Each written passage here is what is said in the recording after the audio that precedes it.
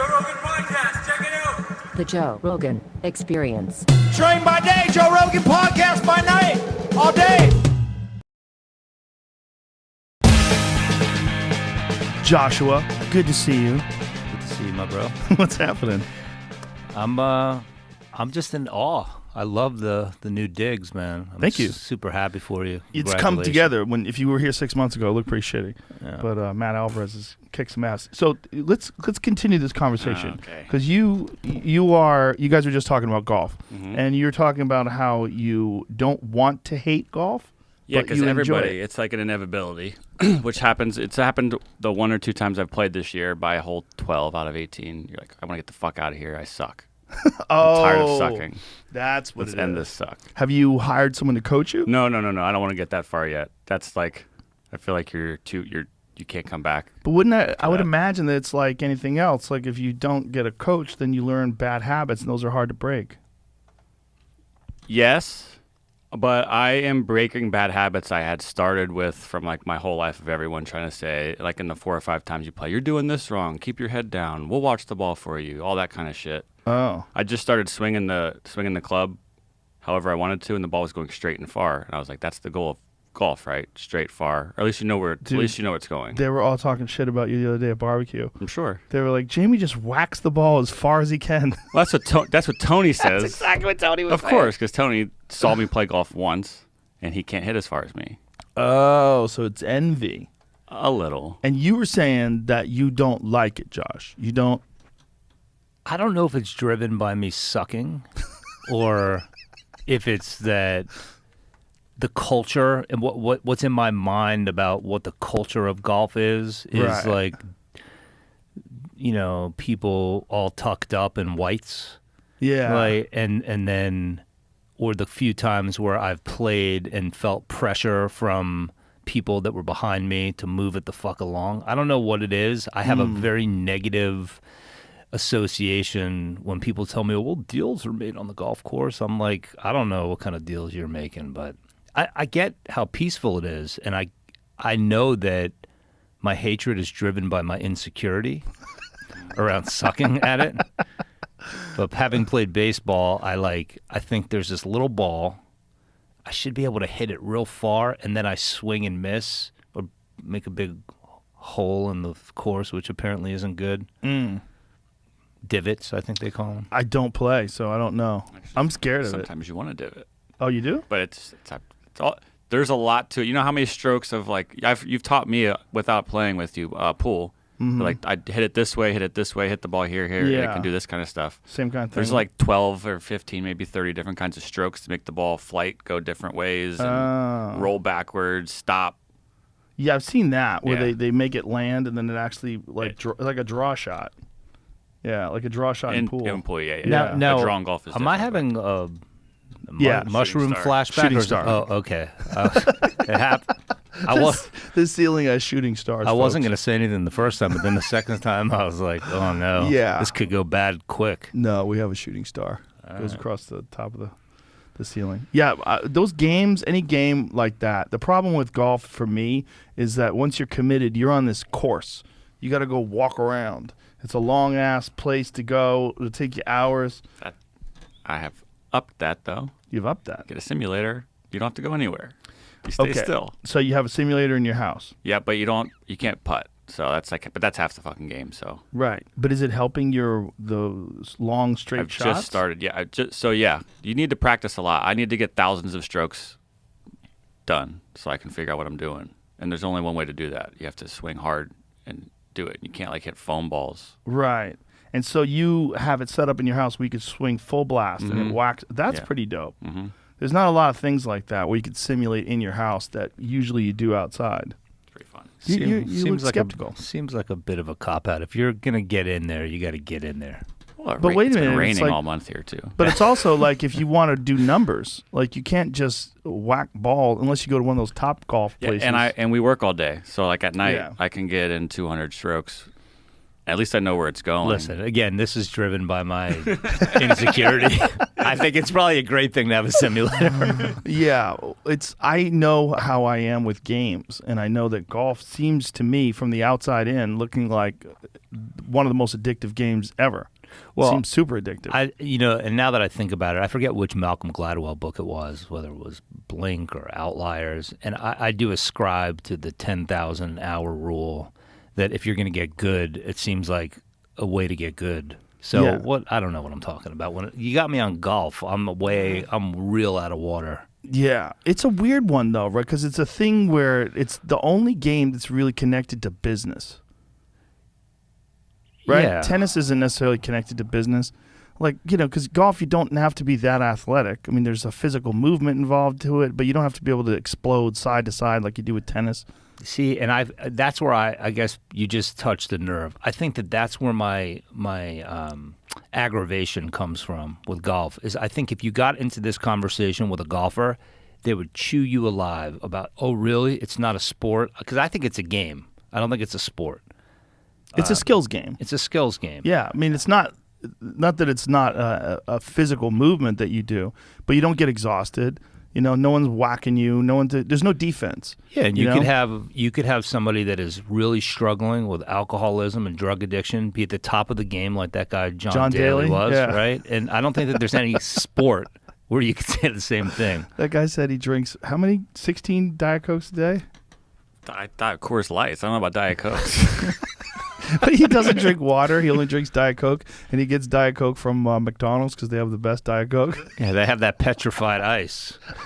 Well, they also have the syrup is stronger, I guess. Oh my God. Yeah, I think it's awesome. Look, I have extraordinary reverence for people that become skillful at anything. Like I'll often look around a room and be like, how the fuck did people, invent light bulbs or microphones or get great at this game with this little ball? So I'll lay awake tonight regretting the fact that I was shitting on golf. And there goes my existential, angst. I'm kind of with you about all these things. Like, I'm impressed when people get good at Dance Dance Revolution. Watch them do those fast footwork movements. It seems kind of useless, but probably actually for fighters, if you really think about it, like that, the ability to do that kind of footwork, to move the feet that quick, like Lomachenko, right? That's how he really got good with footwork, is that Ukrainian dance. I mean, the guy can do things that not just dancing, but you ever see what he does with a tennis ball tied to his head on a string? Yeah. I was like, well, that'll be good for hand-eye coordination. What did you think of his fight with Lopez? I thought that there was something off about him. I remember you and I spoke about it before the fight, and it seemed like his slow starts might catch up to him, and it seemed like that happened there. I mean, I just think he's a mesmerizing athlete, and I feel like he always gets started 4 or 5 rounds too late. And I think Lopez had this weird, sort of awkward, smothering, in and out, cat and mouse style. Look, people could say what they want about Lopez. He's quick, he's accurate, he's a little awkward. So I was disappointed because I think Lomachenko and his dad are good guys and great athletes, and they broke the paradigm of how you're supposed to ascend to a championship, and they got there quick. Well, I think he's too small for Lopez. Lopez is a monster. That motherfucker hits so hard. There's so much danger in getting close to him. And Lopez is constantly pressuring, and he's got incredible endurance for a heavy hitter. Like a lot of guys who hit real hard like he does, like he basically doesn't throw anything half speed. Yeah, no, I saw him in the gym when a guy that James Prince and I managed, Shakur Stevenson, was in his, 3rd or 4th fight.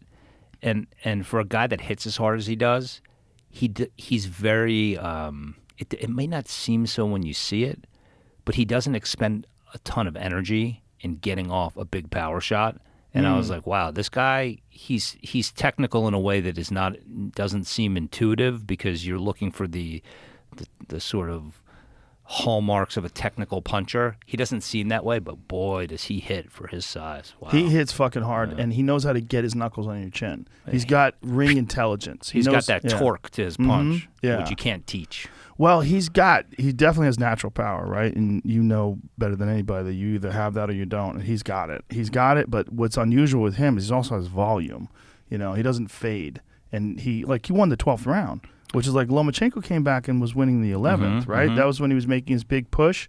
But then Lopez came back and won the 12th. And he wins it with power because it's so dangerous getting close to him. I mean, he's obviously got great skill as a boxer, but his style is such a assaulting power style. He's just always pressuring, always throwing big shots. It's just the consequences of getting too close to him are so dangerous. Well, you know, you put your finger on something that I think is important. Even people in boxing or in MMA, any combat sport, you know it when you see it. You look at Golovkin, for instance. If you see him and you see him next to other people in his division and you didn't know anything about the sport and you said, that guy's the biggest puncher in his prime, people would be like, come on, the kid with the nice haircut and not overwhelming looking. Big drama show. Listen, there's something about the way the fucking guy punches, the torque on his punch. He knows how to put everything together just right with the right kind of torque.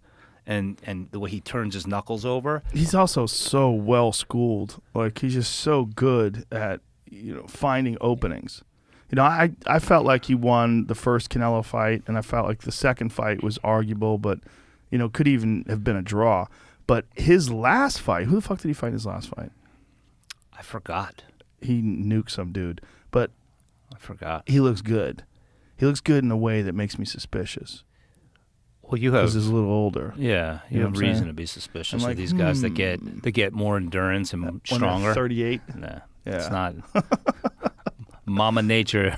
Yeah, well, doesn't ordain it that way. Back in the day, remember when Larry Holmes came back to fight Mike Tyson? People don't realize. I think he was only 36.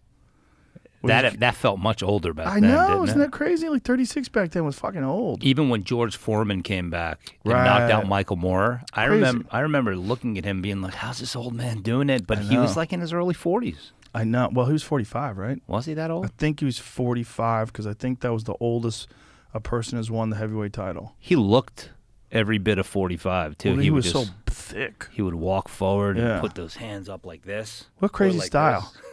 Crazy style. Archie Moore derived style, Yeah, he was like, if you could sneak one in there, I'll eat it. Yeah.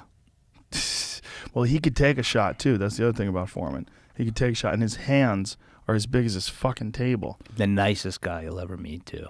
Sweetheart of a human being. I believe it. Yeah, he really is. His whole family. His career is so interesting. Takes 10 years off, becomes a priest, right? And he's a preacher, and then comes back. When he comes back, he's like 330 or something like that, way overweight, big fat. Everybody's making a joke out of it. Like, LOL, look at George Foreman mounting a comeback. And then you keep seeing him winning. And then every time he wins, looks a little slimmer.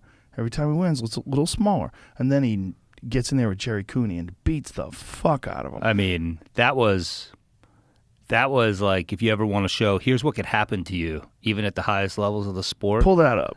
He beat George Foreman versus Jerry Cooney. And that was at a time where Cooney was trying to make a comeback, and people weren't sure whether or not George was ready for top-notch fighters. That was pre the Tommy Morrison fight, right? Yes. Yeah. Uh-huh.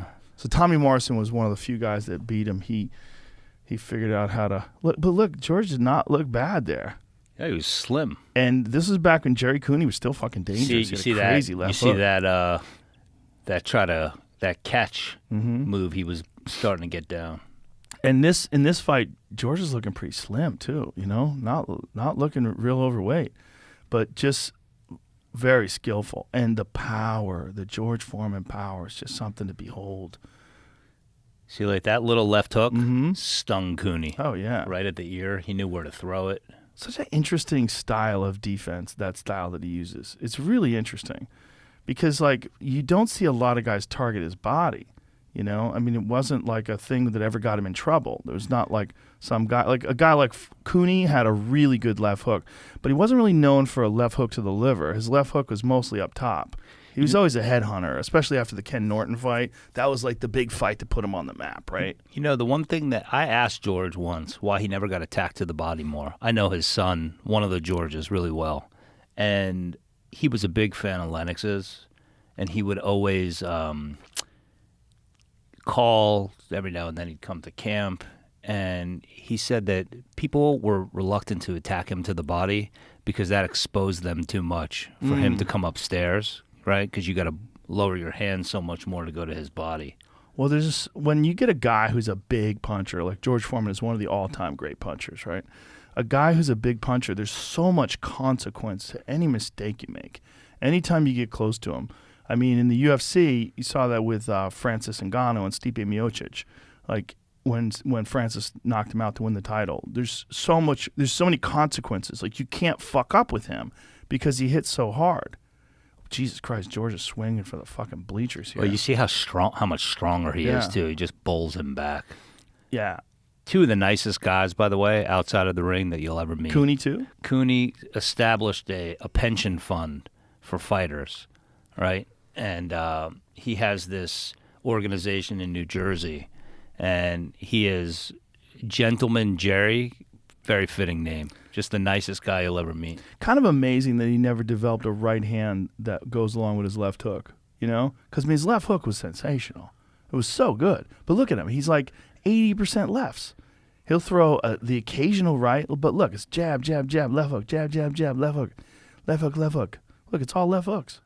Kind of crazy, right? Well, he also was. You'll notice that he was pretty good on his feet, and people missed with him a lot. See that? Little subtle little moves on the inside. Oh, he's a skillful boxer. He just came along when Larry Holmes was the baddest motherfucker on earth. Yeah, one of the most underrated fighters ever. Yeah, but look how many lefts he throws. It's kind of crazy. He's probably, other than Andre, but Andre had a reason for it because of his right shoulder being fucked up. He's probably one of the most left-handed heavy fighters of all time. Yeah, I can't think of another one. You watch, he's probably thrown 30 left hands. Yeah, it's crazy. In this round that we're watching. It's all lefts. I mean, he was known for it. It was a jab and then a hook, or two jabs and two hooks. And even in these exchanges, like, everything is coming from the left side. Everything. The right side, it just seems like, you know, he's like way less effective, way less confident. But I never understand that unless there's an injury. Like, why wouldn't a fighter, I mean, he's a professional boxer. Why wouldn't he develop a wicked right hand? Like, how does a guy just have one? Oh, there it is. Oy, oy. Oh, oy. That's a wrap. George Foreman with that fucking tremendous power. Talk about reverence. I could never. I don't care if they're 110-pounders. I can never be critical, even in a casual conversation of a fighter. I just can't. I don't care what sport it is. You mean in terms of like their performance and their ability? Yeah, just because I just feel like, and I don't want to unearth anything, but hearing guys like Stephen A. Smith or Morrow or any of these guys that are like, don't have any experience fighting, period. Yeah. Having even fought just like, you know, bullshit amateur tournaments, you try to hold your hands up for 3 minutes. Forget about having to worry about being punched or punching. It's fucking hard. It's hard. And these guys are so brave. And even being close to it, as a manager in it and representing fighters, I will never, ever, ever, even in private conversation, be like, he sucks. Yeah. You know? They're fucking great. It's a different thing, right? It's not like a guy sucking at golf. Right? The guy sucks at golf, he sucks at golf, right? I feel much more comfortable saying he's got no business on the golf course than saying he's got no business in an octagon or in a bare knuckle fight or in a boxing ring. As do I. I feel the exact same way. It's there's more laid out. It's like you're laying something on the line when you get into a ring and you're fighting. It's a different thing. You're exposing yourself. You're much more vulnerable, and I feel like they deserve a level of respect.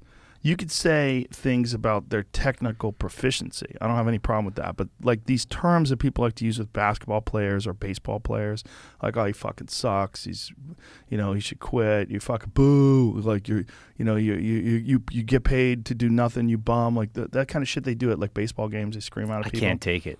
But that's I can't take doing it. that to boxing is like the problem is a lot of these sports guys, and we had a problem with that early on in the UFC, is that you would get these sports guy writers who would try to write about the athletes, the fighters, in this really disrespectful, like AM sports guy way. You know those AM radio sports guys? Yeah. It's like all insults. That's all. That's like what they do with some of them. You know, it's like they have this style of attacking all the different players' work ethics, and you know they got signed for too much. They're not worth it. Fucking trade them. Get rid of them.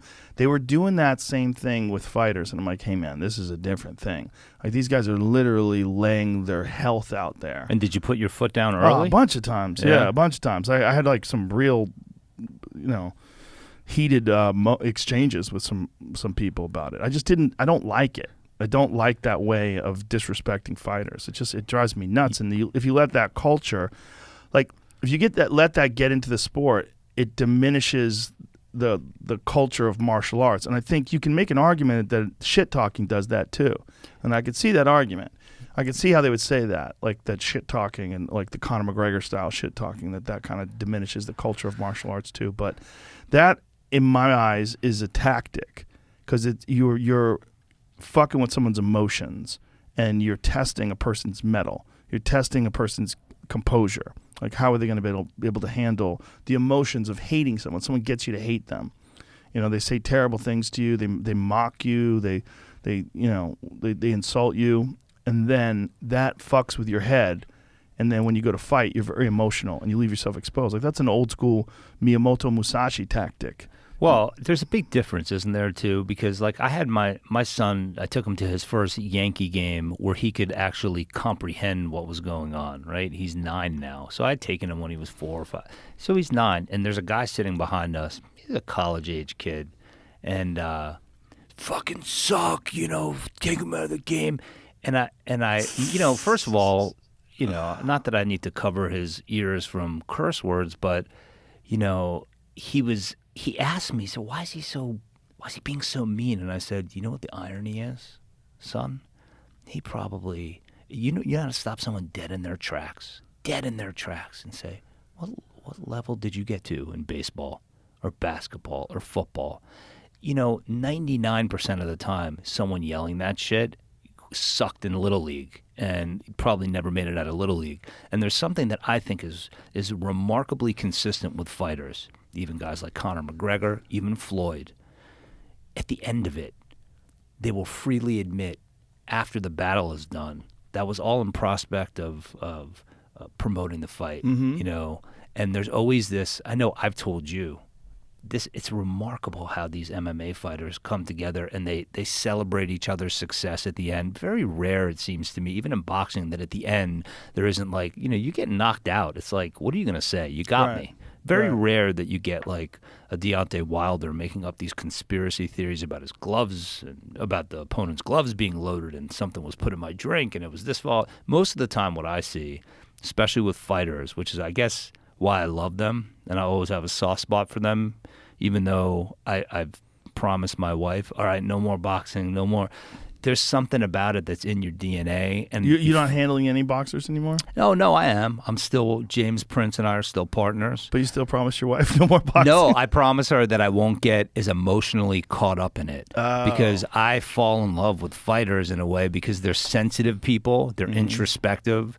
They have, I think existential angst like me. There's something that they're struggling with that they're trying to work out a lot of the time. Yeah. And I find them to be fascinating people. But I'm not the way I was when Lennox was fighting or, when Andre was fighting or, earlier on I'd be going to all the fights. I can't because I want to be with my kids and my wife. But it'll never be gone. But yeah, we have Shakur Stevenson and some of the best, this great heavyweight prospect named Jared Anderson, who I think is going to be heavyweight champion. We have a ton of fighters. How many fights does he have?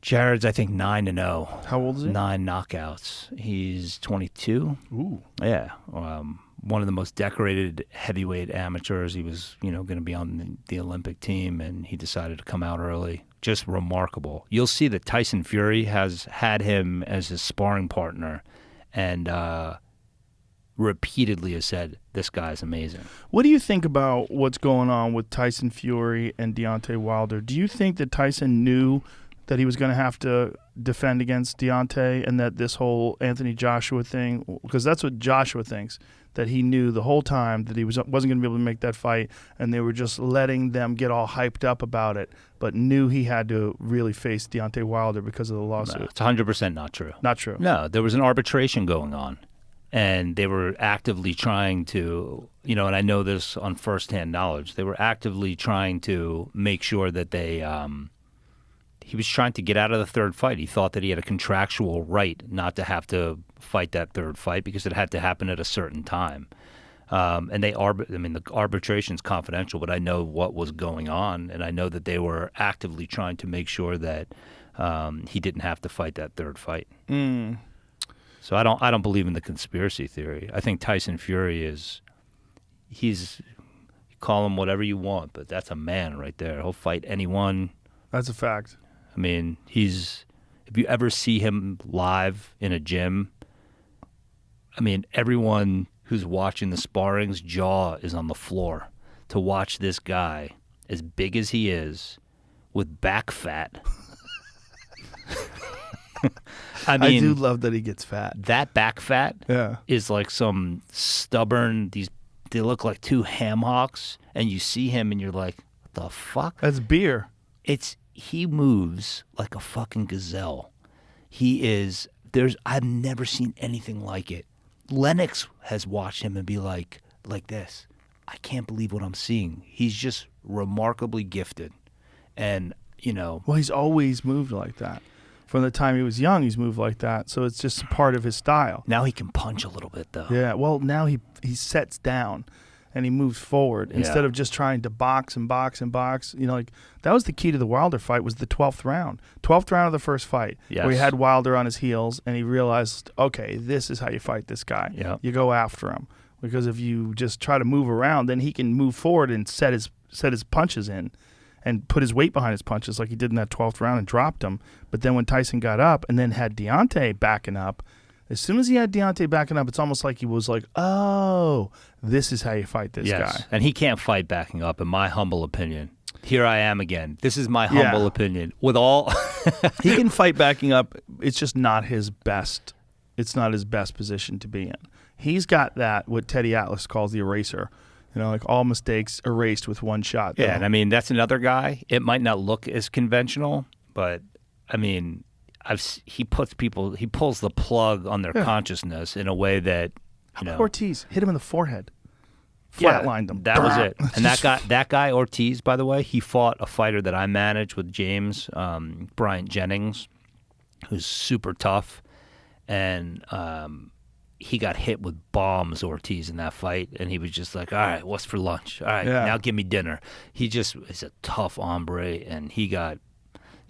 And that was a competitive fight. That second Ortiz-Wilder fight was a competitive fight. Well, the first one, he almost took Wilder out. Yeah, he had him Wilder hurt. in real trouble. He had him hurt in the Garden, yep. Put up Deontay Wilder KOs Luis Ortiz, because that is one of my favorite KOs ever, because it was just blap, one shot out of nowhere, sweat sprays, and he walks off. He just pivot and walked off because he knew. He's like the guy. He's like Babe Ruth or Mickey Mantle or one of these home run hitters that right off the bat, if you watch him, he turns his back and he's like, it's over. And I think what happened with Tyson Fury is he felt the same way. And Tyson got up.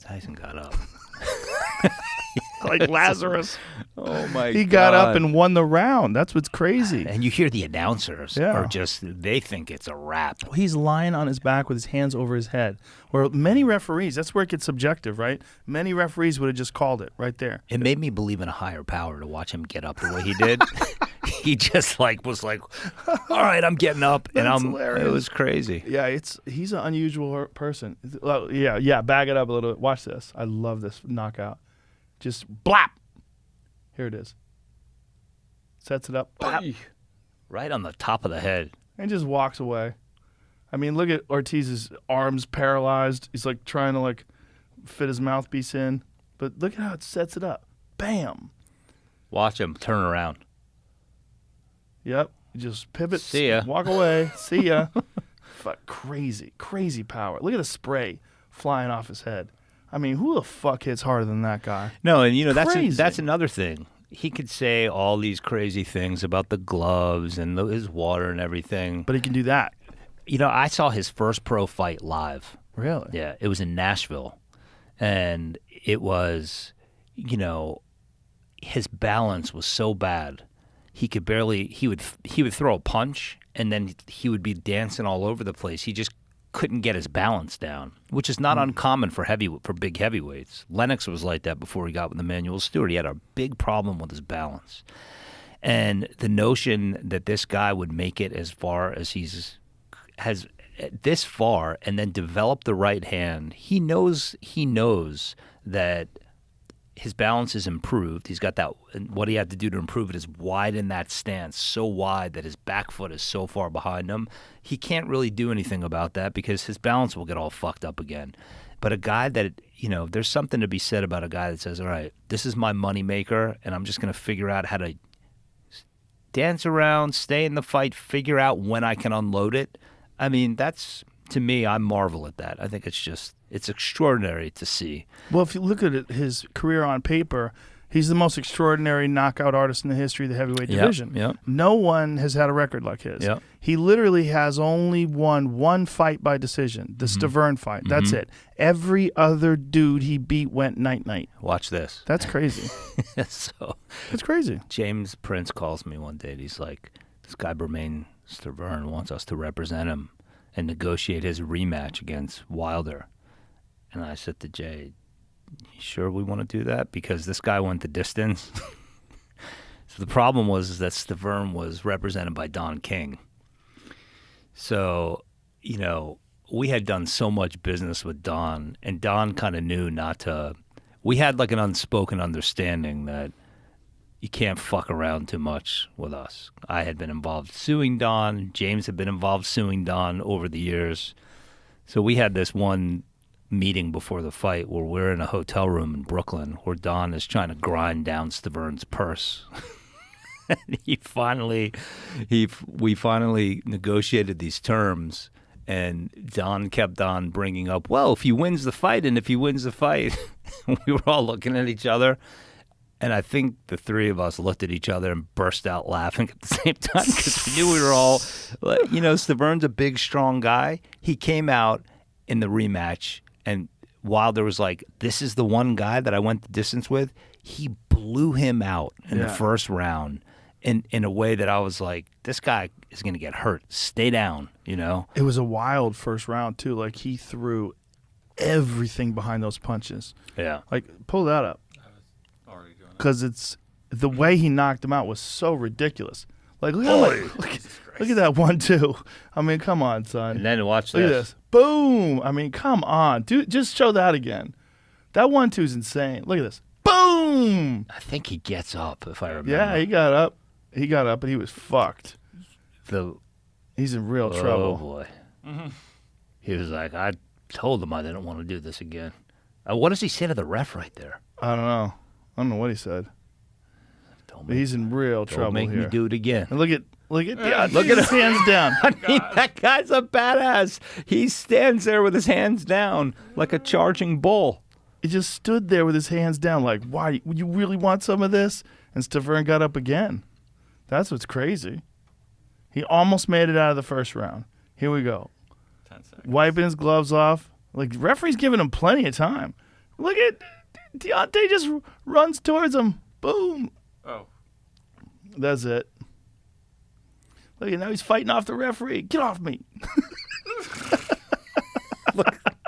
I would never. I mean, to get up from two punches like that. But it's not just from that. It's two like knockdowns. the brazenness. Like Deontay had zero fear of this guy. Look at this. Step to the side, bang, bang, bang. I mean, totally unnecessary. I'm trying to find myself and Prince and King. We must have been on the other side of the ring in the crowd because after the second knockdown, I remember Don King turned around and looked at us and started laughing. It was terrible. But, I mean, And he represented them. He promoted him. Yes. He didn't represent anything but right. himself. Only in America. Oh my God! But I could watch that and be like, look, we're laughing because it's we're laughing in awe of both of these guys because you have to be a badass to get knocked down like that And get up. And want more. twice.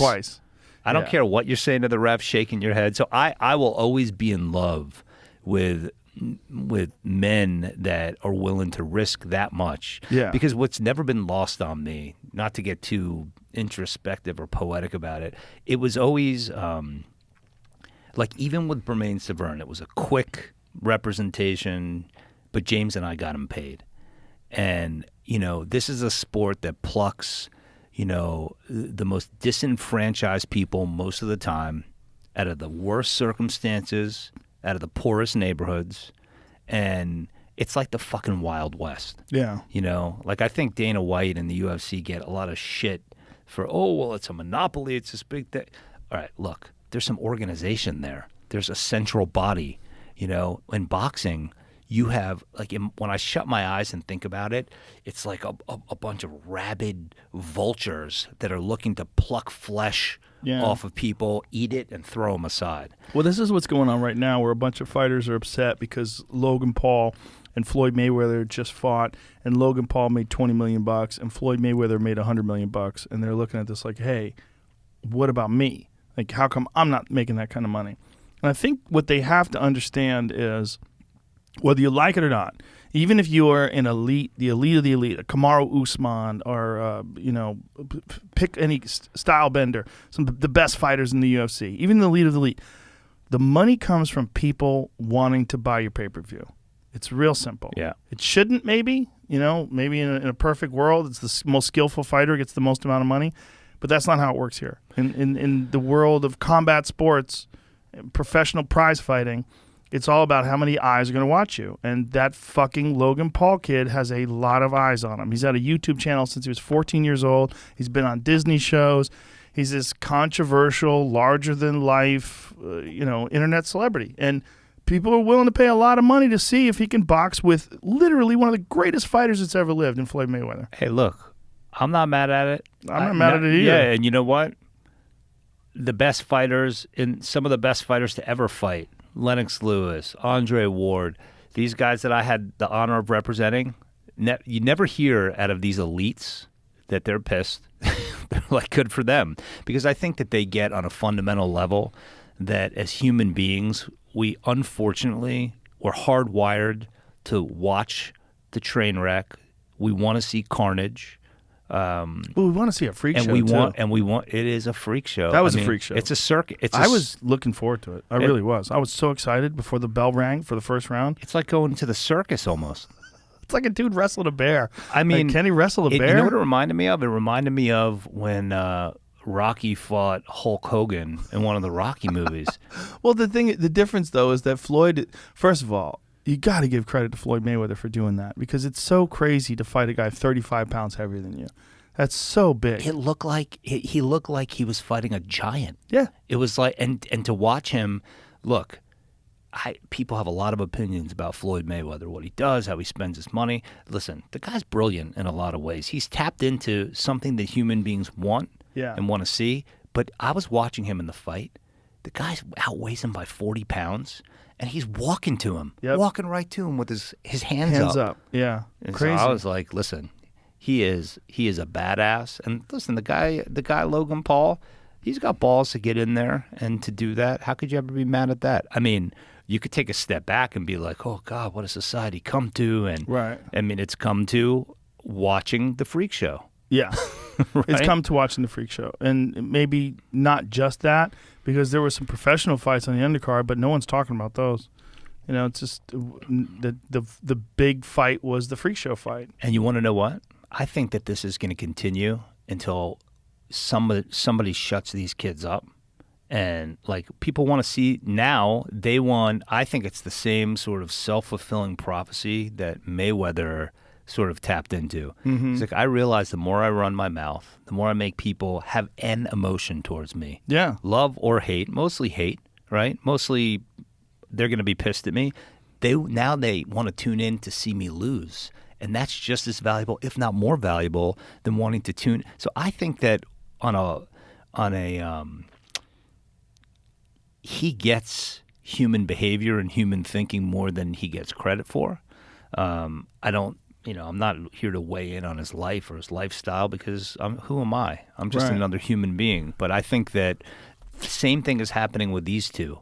People want to see them lose now, and they realize how there's currency in that, right? Yeah. No, there's a lot of currency in that. It's super valuable. People want to see him get fucked up. And, we were at the UFC recently, and Jake Paul was in the audience, and the whole audience was chanting, "Fuck Jake Paul! Fuck Jake Paul!" And he was laughing and holding his camera up and filming it and shit. And DC got in his face. Yeah. Which I love to see. That was so cool. But it was like, then the story became Cormier confronts Paul. And look, there's part of me that is like, you spend your life racking your fucking brains. How do I make it in this world? How am I going to support my family? What am I going to do to make a difference? So there's a part of it that I get where people are like, and these two fucking kids, what did they do? How did they get famous? I don't know. They piss people off. Yeah, but they got famous first. This is what's interesting. They got famous first, and then it turns out they can fight, especially Jake. That kid can knock people the fuck out. He knows how to punch. Can he knock fighters out, though? Well, we don't know. I mean, we saw Askren, right? But Askren, first of all, coming off of a hip replacement surgery, it's a brilliant move, right? You get a guy who's arguably the worst striker in elite MMA, which is Ben Askren. Right, and that's no disrespect to Ben Askren. He'd probably admit to that. He's Phenomenal a wrestler, right? Phenomenal wrestler, like elite wrestler. Great guy. Not a good striker. You make him box. It's like the worst thing that he does. And then Jake Paul starches him with one punch. But you looked at his body. He looked severely out of shape. It looked like he hadn't trained for a long time and then kind of got in good enough shape so he could compete. The guy knows how to fight and knows how to win. But that's not his sport. It's not his sport at all. He just took a paycheck. I'd like to see this guy, Jake Paul, fight someone. He's going to fight Tyron Woodley. Well, after he fight, can Tyron Woodley fight? Can he box? I know he can punch. He punches really hard, but he doesn't punch like a boxer. He throws big bombs and sets up takedowns, and he can crack though. With one shot, he could fuck anybody up. But the thing is, like the way he throws shots, he'll throw like a bomb and then set up a takedown or set up a clinch. He's not a guy who's like going out there with peekaboo style, throwing jabs and hooks to the body. That's not his style. He's never been a guy who boxed. He's been a guy who uses boxing in MMA, but he uses everything. Does Jake Paul beat him, you think? Oh, we won't know until they get in there. The thing about it is he'll be the most dangerous guy that Jake's fought for sure. If Jake Paul... Not even close. Not even close. And no one more dangerous than Tyron Woodley. All right, well, if he beats an MMA fighter... Because Tyron's not just an MMA fighter. Tyron is he's a UFC world champion and one of the best welterweights of all time. If you looked at all the UFC welterweights of all time, he's top 3. He's fucking phenomenal. But there is something fundamentally different about MMA fighters fighting a boxer. Yeah, because there's other stuff that you incorporate into your movement, right? You're worried about leg kicks. You're worried about takedown defense. You're worried about all these different things. So you have all these different variables on your plate. Now you remove all those variables. You give Tyron a pair of shoes and you just let him punch. He punches really fucking hard. And when he doesn't have to worry about wrestling, he doesn't have to worry about getting as tired, and he can pick his shots, he'll be the most dangerous guy that Jake Paul's ever fought, for sure. But it doesn't necessarily mean that he wins. And I think Jake Paul can fucking box. If you look at that Nate Robinson fight, I know Nate Robinson didn't know what he was doing, but the way he landed those punches, he cracked him and knocked him out moving backwards.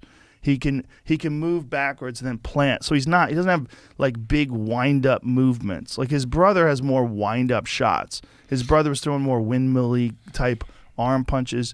Jake throws things straight and hard. They're dangerous, much more dangerous. Here's why I have more respect for the older brother for what he just did. Yes, he outweighed him by 40 pounds, but he got in there with perhaps the best fighter to ever get in a ring. I'd love to see how Jake Paul fares against someone similar in size that is a boxer. Yeah. Well, you know what, man? He's only got a couple of fights. Here's how you have to look at him. Look at him like any other guy who only has a couple of fights. If you saw a guy who's coming up and he didn't have an amateur career and he's only had a couple of fights, you'd go, man, he's got some promise. Yeah, no, but these guys aren't in it for are they in it for the long haul to become boxers? Jake says he is. They're in it to become spectacles. But imagine if this guy gets all the way up to a world title fight. Imagine if he actually works his way through some professional boxers. That would be remarkable, wouldn't it? It wouldn't just be remarkable, the fucking money he'll be able to earn. Well, how about fighting a recently retired... You know who'd fuck him up right now? Who'd fuck him up right now?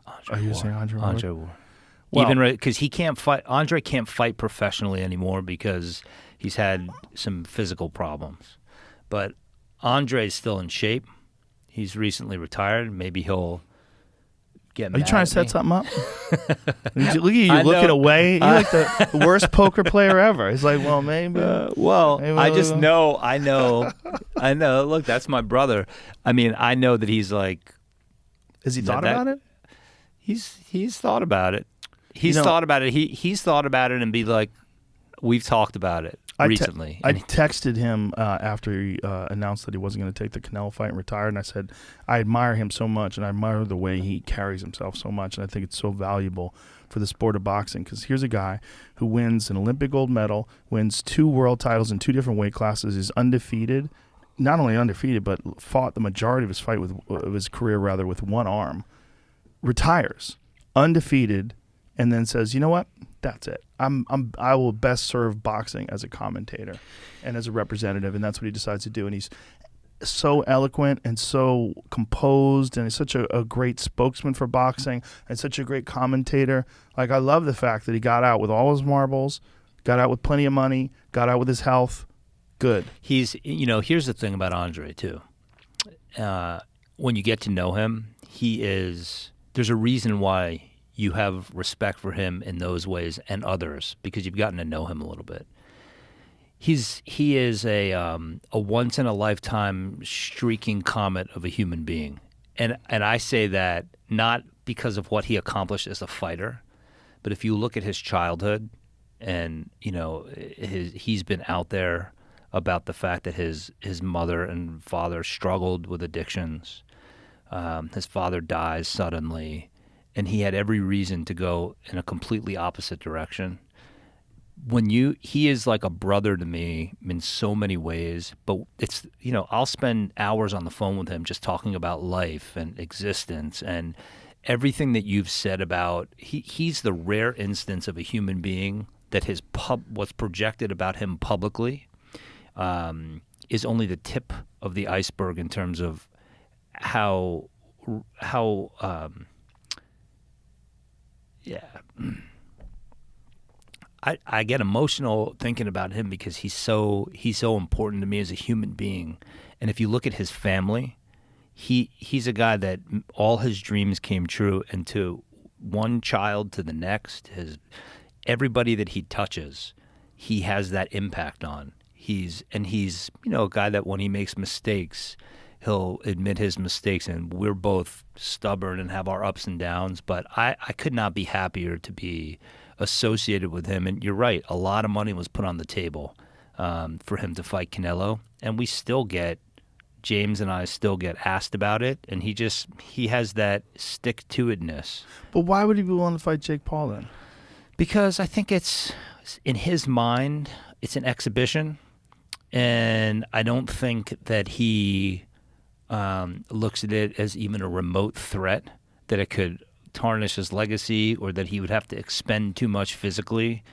I think that he probably is sitting back looking at this and like, you know what?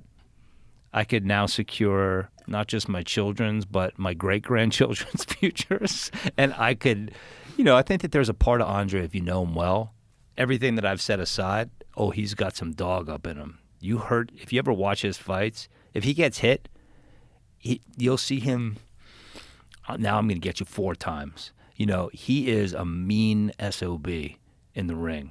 And I think that there's a part of him that sees this and is like, these guys need to be put in their place, and I could do it pretty easily. But do you think that Jake Paul would be willing to fight a guy like Andre Ward, Olympic gold medalist, multiple division world champion, undefeated fighter? No. Who's still young? No. I mean, how old is Andre? 35? Yeah. Just turned 35. Yeah. 36. 36. He's still in the prime of his athletic career, or close enough to it. But he's a little banged up physically. He basically, you trying to sell this fight? No, I'm That's not what trying it seems to like to me. I'm not trying to sell it. Seems like you're trying to. I would love for the guy. I would love for Jake Paul to be like, you know what? I'll take that on.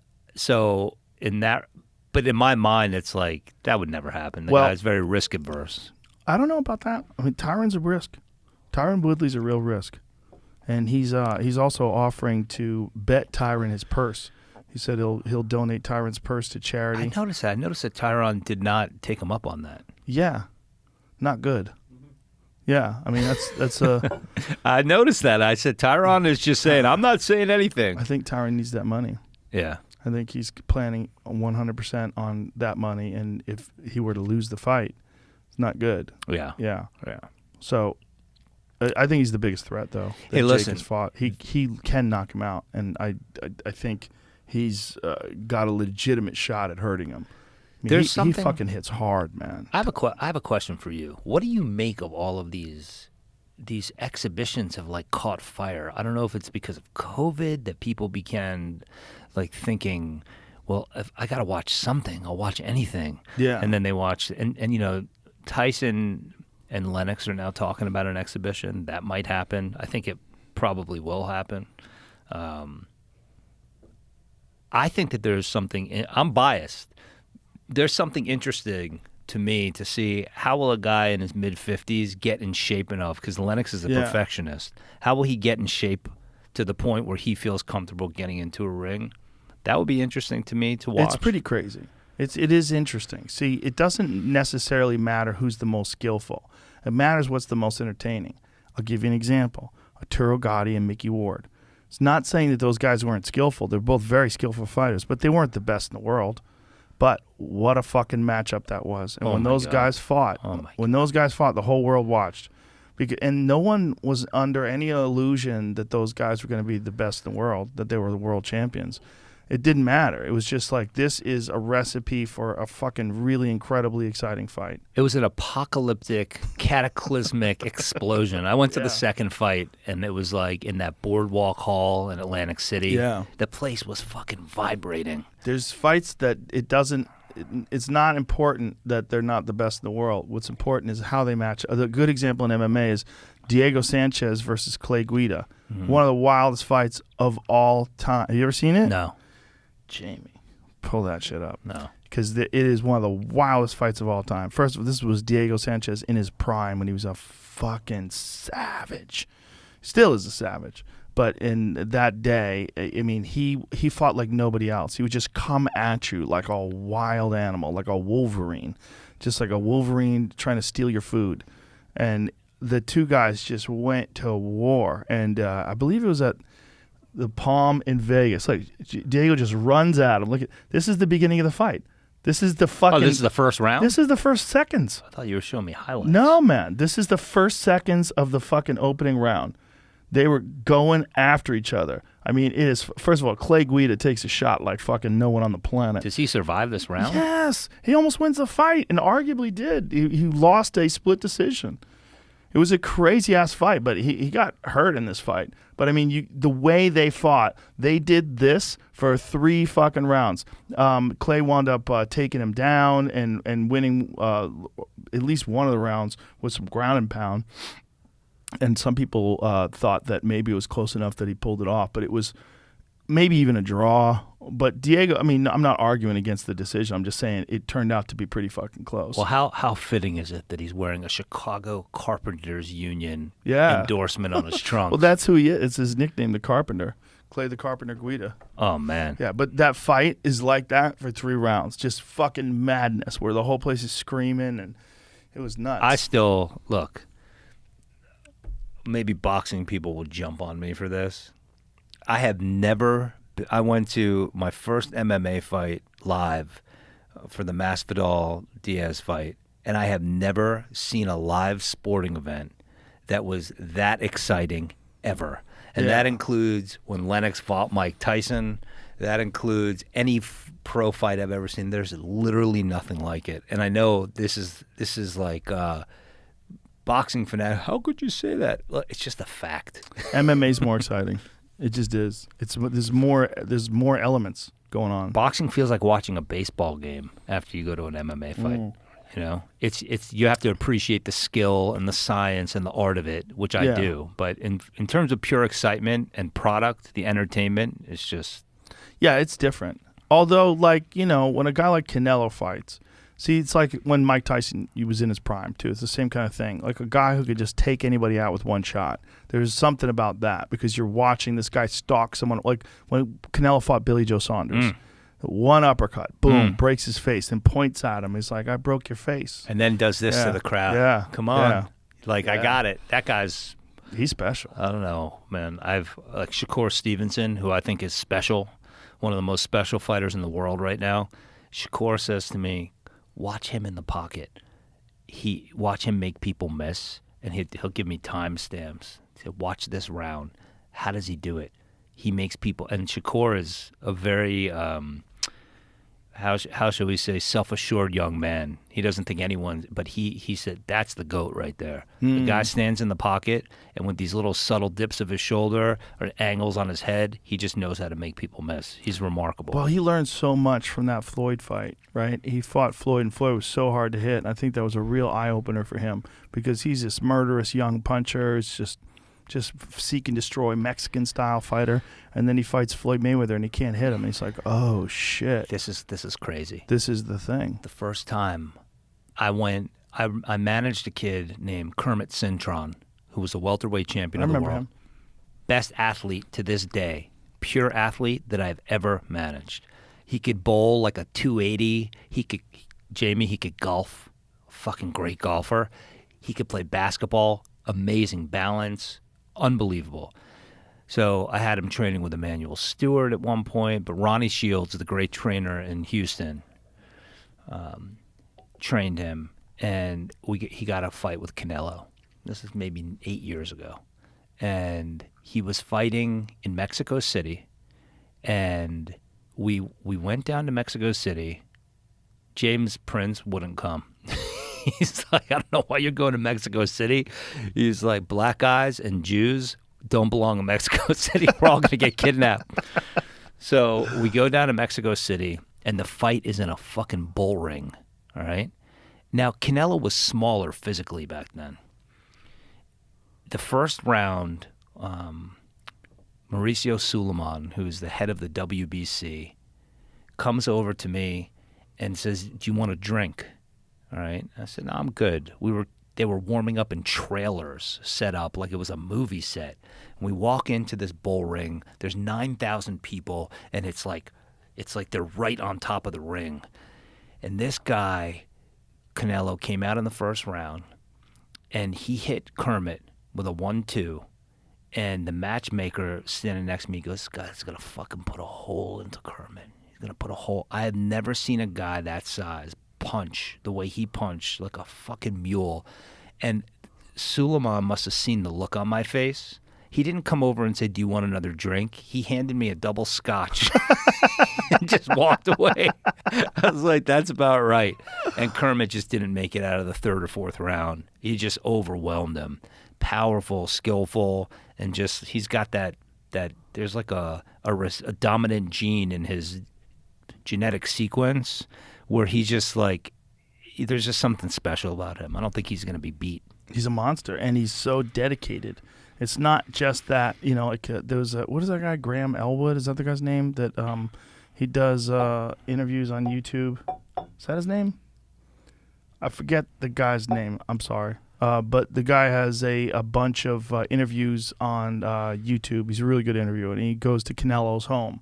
And he interviews Canelo, and Canelo gives him a tour of all of his cars and shows his house and all these different things that he does.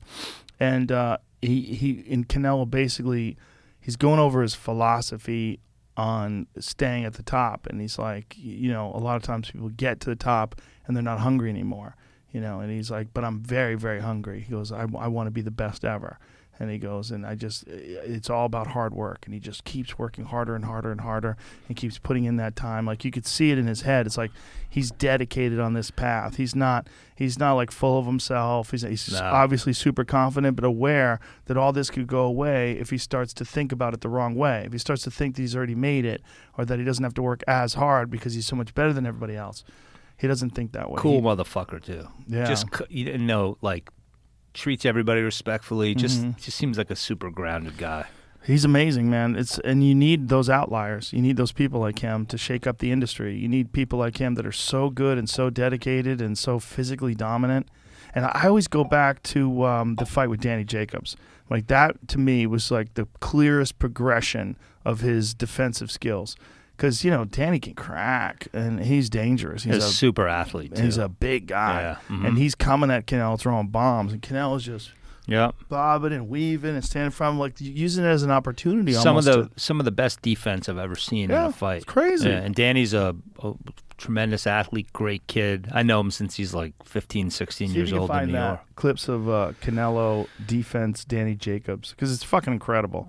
It's when you know how good Danny Jacobs is, and you know how this is a big fight, and a lot of people thought Danny had a chance. He's a big guy for the division, power puncher, real elite boxer, world-class skills, and you see him, and it was a good fight, still a good fight. Yeah, it was a good fight, and you think about what that guy's overcome. Yeah. Stage 3 or 4 cancer, like a tumor what wrapped kind of around. Cancer did he have? Like, some sort of bone cancer, I believe. Jesus Christ. Blood cancer. I mean, look at that. I mean, look at his fucking head movement. I mean, it's just so smooth. 3, it's 4. Incredible. It's incredible. 7, and he's 8. doing it so efficiently, right? Look, right in front of him. And his feet are always in proper position. I mean, it's really amazing. He also, the Golovkin fights, I think, taught him a lot about how to stand in front of a power puncher. He was so much better in the second fight than he was the first fight. I think in the first fight, Golovkin got robbed. I really do. I watched that fight a few times. I thought Golovkin won that fight. I thought he won that fight. But, I mean, this fight's incredible. Just fucking defense is phenomenal, man. I mean... He literally can't land a punch on him. It's nuts. But it's also, he's doing it from, like, right in front of him. Yeah, that's that in-the-pocket stuff. Yeah, he knows where everything is coming from. It's just incredible. I mean... Who's better than this guy? Fucking nobody. You know what I watched today that's pretty goddamn impressive that I forgot? On Oscar De La Hoya's Instagram page is his fight with Julio Cesar Chavez. And I know Julio was older when they fought, but goddamn, I forgot how good Oscar was. When Oscar was young, when Oscar was on fire. When he was young and pretty. He was he's still pretty as an older man. Yeah. It's not bad looking. But look how fucking good he looked here.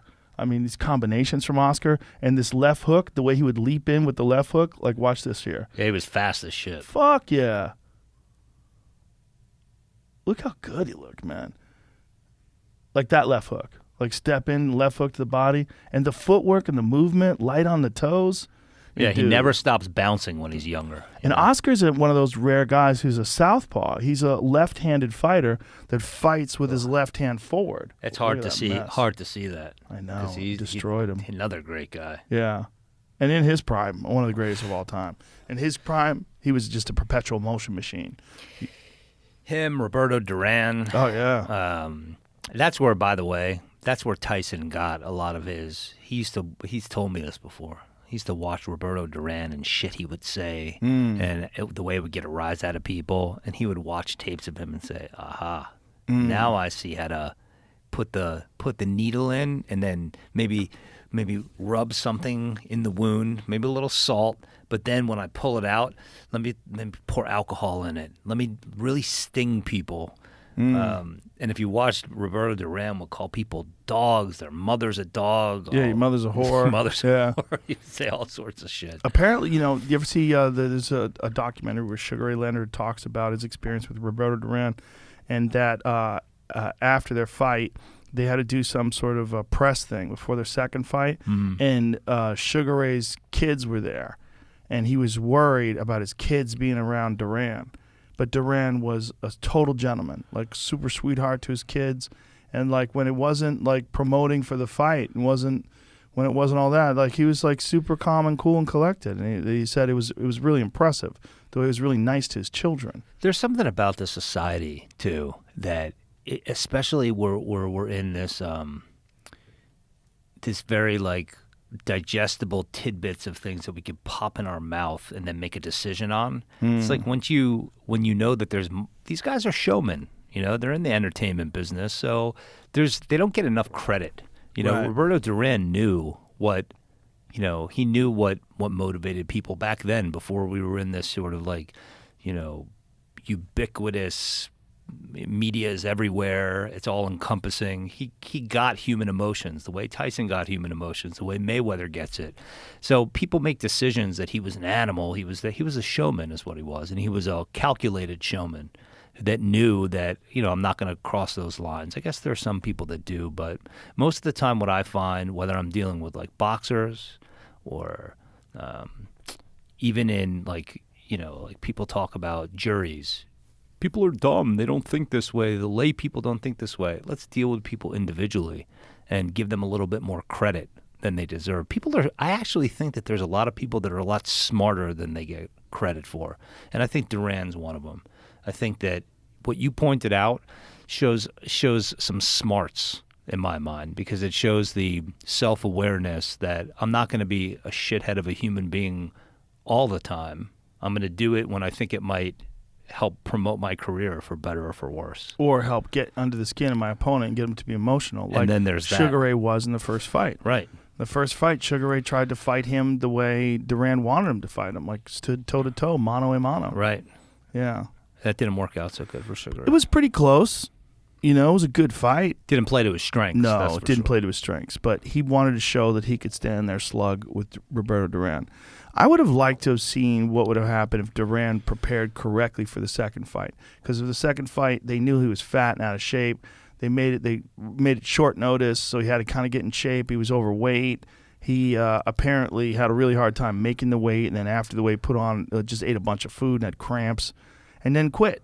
You know, just looked like shit. Sugar Ray was like, I'm going to move this time. Yep. Yeah. I would have move. loved to see that Sugar Ray, though, fight Duran the first time. I would have loved to see if he could do it. You know, I wonder if he would have been able to utilize that same sort of strategy against a prime Duran that was ramped up and trying to kill him, like the first fight. You know what that fight reminded me of, that second fight? If you ever played tennis, that's a sport, right? That's not a Tennis game. is a sport, yeah. Where you know that somebody's going to gas out, so you just hit lobs to this side of the court and that side of the court. If you watch that fight, Sugar Ray would pot shot him, walk around, go the other direction, get on his bike, switch directions, and he knew he could just tire him out. I think they knew Duran was fucked going into that fight. I mean, people know. You know, you have camps that have spies in them, and people tell you, he's fat, he's out of shape, he's drinking, he's doing this, he's doing that. You know. Boxers also are human, right? They fall like you get into a camp for 8 weeks, and there's temptation and women and all kinds of shit around, and they're not just women. They're not just men. Rather, they're not just humans.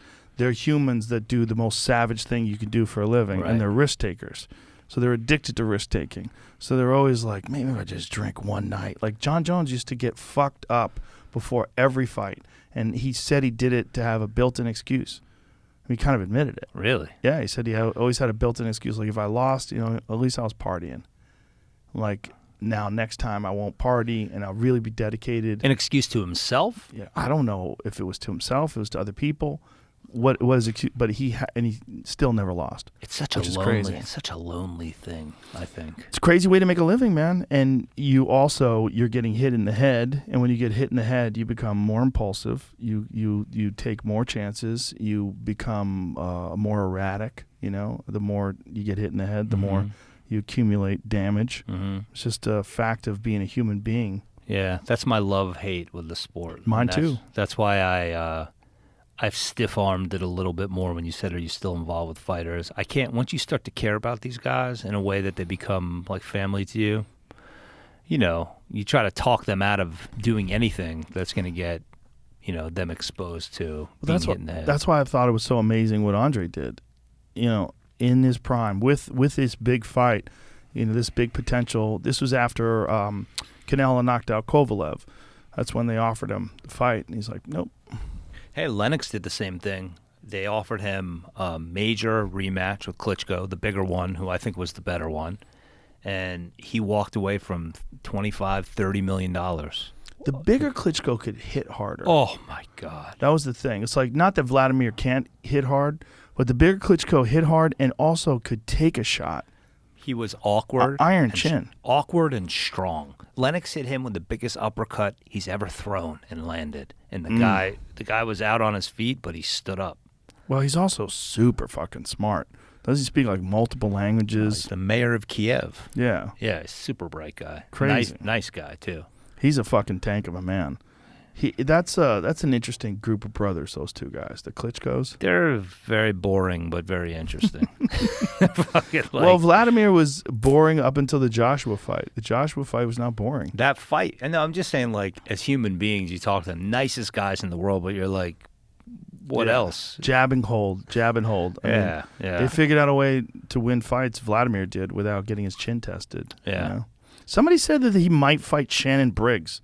Like there's some rumor that Vladimir might come back to fight Shannon Briggs. Well, Shannon Briggs went on like a years-long campaign of tormenting Vladimir Klitschko. He'd like show up.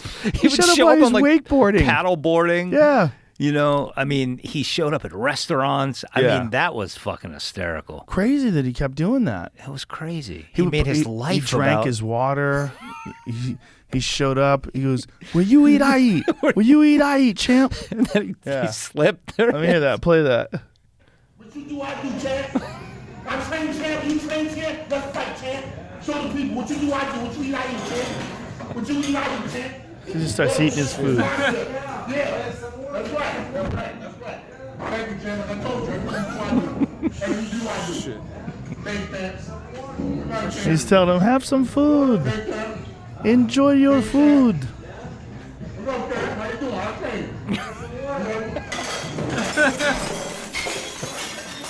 Could you imagine? What was all that?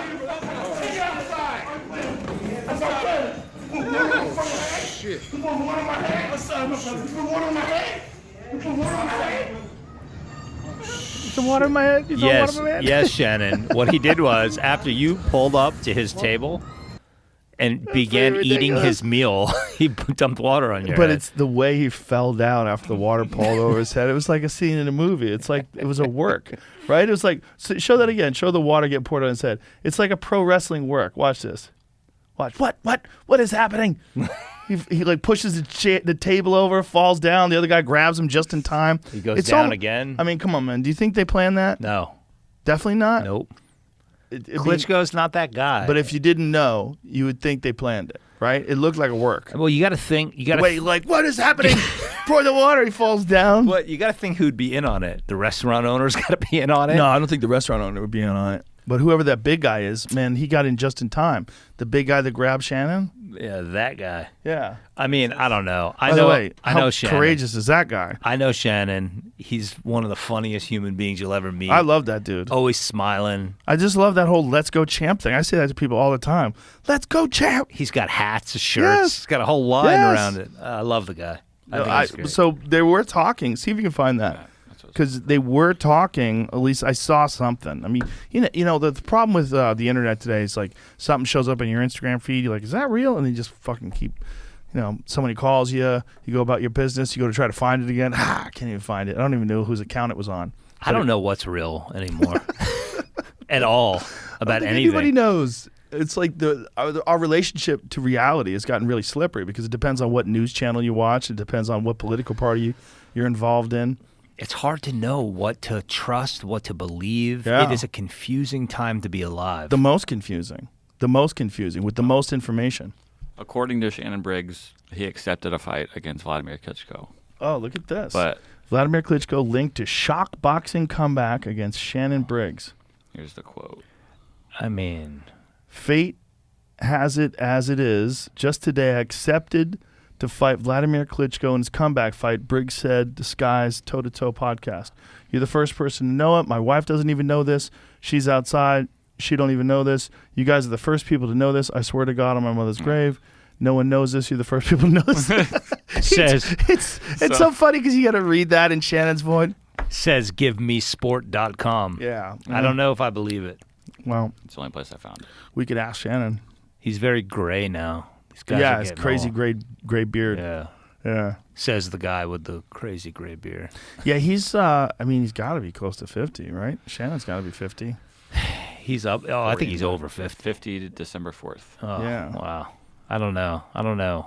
I'll say I wouldn't watch it, but then I'll watch it. But I'll tell you, I watch him spar all the time. He spars on his Instagram feed. He puts sparring rounds up. This is He on his still looks Instagram. good. Tyson versus Briggs. I think So- he's just That ain't fight, happening. maybe. Why is he doing that? Like, scroll down and watch some sparring footage. Right down the right-hand side. Lower right-hand side, right there. Watch that. I mean, he still looks pretty good. And this is recently. He's a little overweight. I think he said he's like What was that? him being silly. He's out of shape, and he said that he's been working 7 days a week, so he's quite a bit overweight. Oh yeah, he's 284, and he wants to be 249. He said he's 49,000 years old.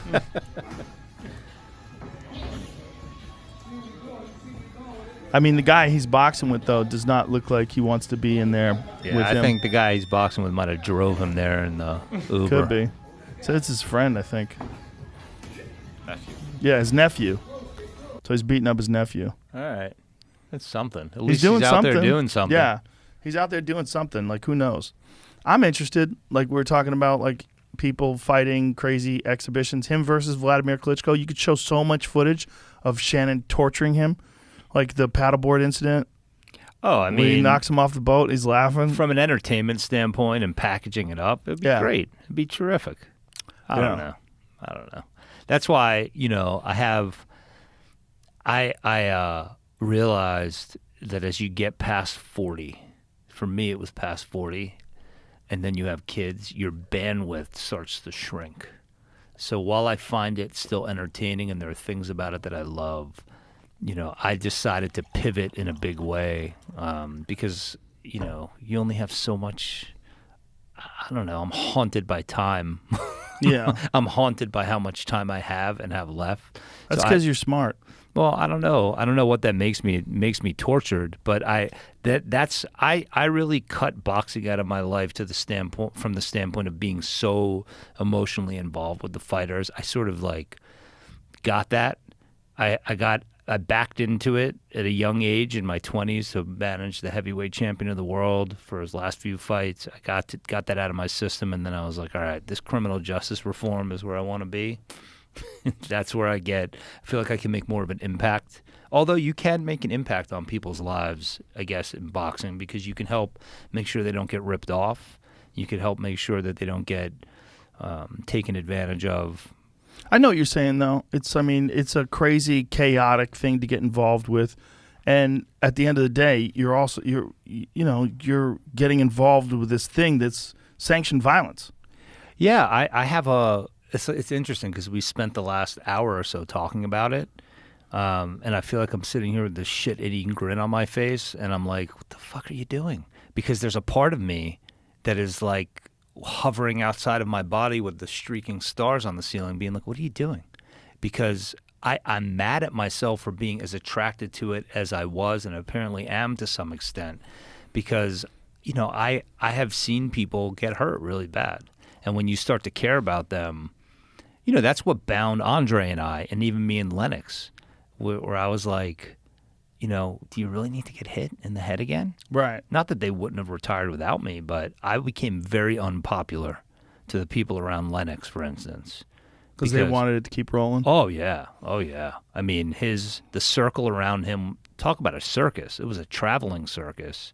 There were people that had grown up with him, that had tethered their very existence to him financially, spiritually, and otherwise. And when he decided not to fight and leave all that money on the table, they were like, well, what the fuck am I going to do now? And to his credit, he's like, listen, it was a good ride, but I don't know, figure it out. And they didn't like him. They blamed me for it. They were mad at him? Oh, man. So what did he have, like a giant entourage? Yes. He didn't have a giant entourage, but he had enough of an entourage where he was employing people that he was being loyal to. He had guys that he went to high school with, guys that he grew up with. One of them was his trainer. One of them was, took care of his, mother's house and properties, and he made sure to employ them all. But when it was over with and he was like, look, I don't have tens of millions of dollars coming in anymore. I can't employ you guys anymore. I don't need you to be security at the gym. He didn't need it anymore. Oh, they were pissed. And they blamed me for it because I didn't like seeing my friend get punched in the face anymore by guys that were 260 pounds. Well, that's a crazy thing, right? Like, look at his situation. He's saying, hey, I have to stop this game that you can only do for so long. No matter who you are, you can only fight for so long.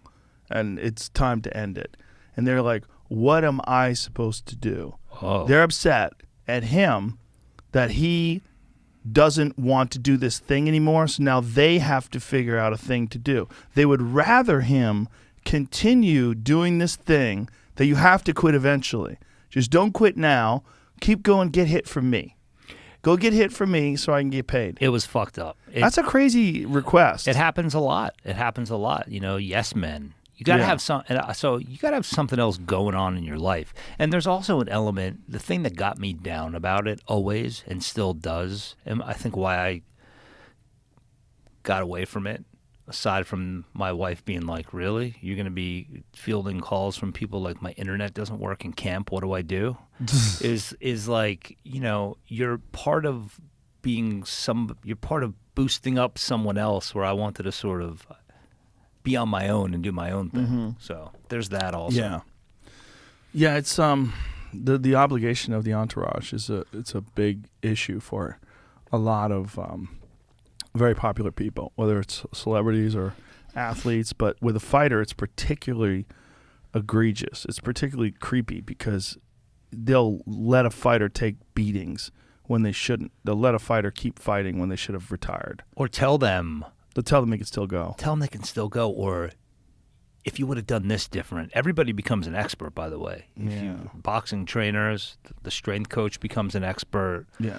The nutritionist becomes a lot of people start to think that because I'm around this a lot and I see it as a fan, I think I could give him the keys to victory, which is a dangerous proposition when people are risking their lives. Right? Very dangerous.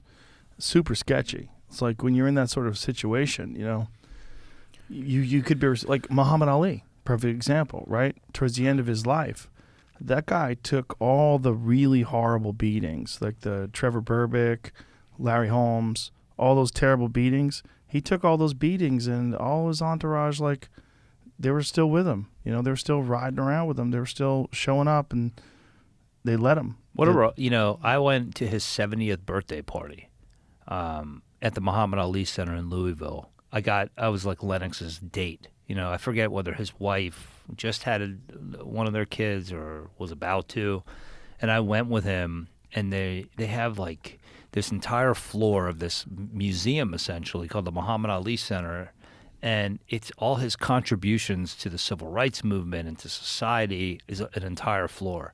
And then there was this reception for him upstairs, and it was a private birthday party. And he was just, it was frightening. He was falling asleep. And there are these people around him, which, should have been just this great celebration. And I don't know if he was able to comprehend what was going on, absorb it. It was frightening on many levels. And that was a bit of like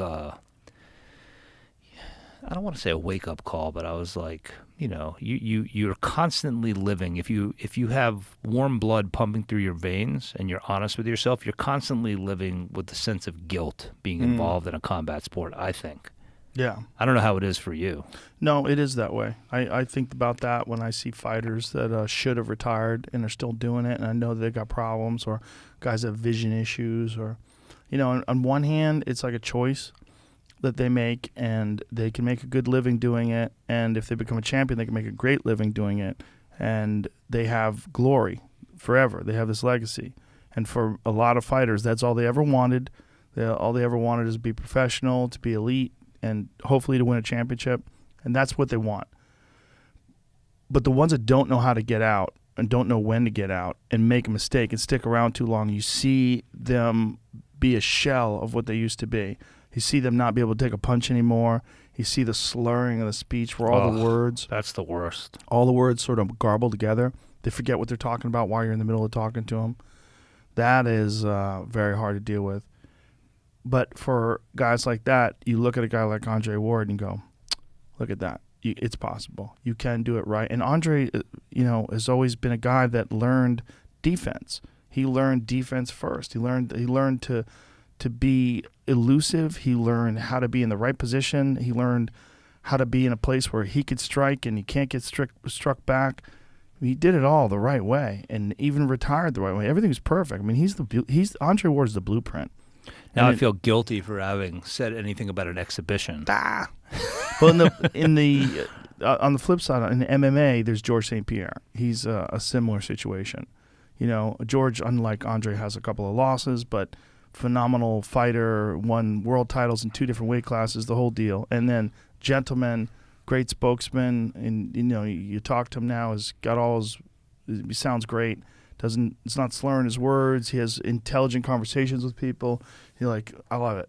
I love when a guy gets out. Yeah, it's nice to see. Yeah, it's it nice. is. And George got hit a lot too. But he also recognized, like after he fought Johnny Hendricks, he had recognized he had to step away. It's like, I gotta stop. I'm just like, this is too much. That's why a backup plan when you're a fighter is never underrated. Oh, right? It's so fucking important, man. So fucking important. A backup plan is so fucking important.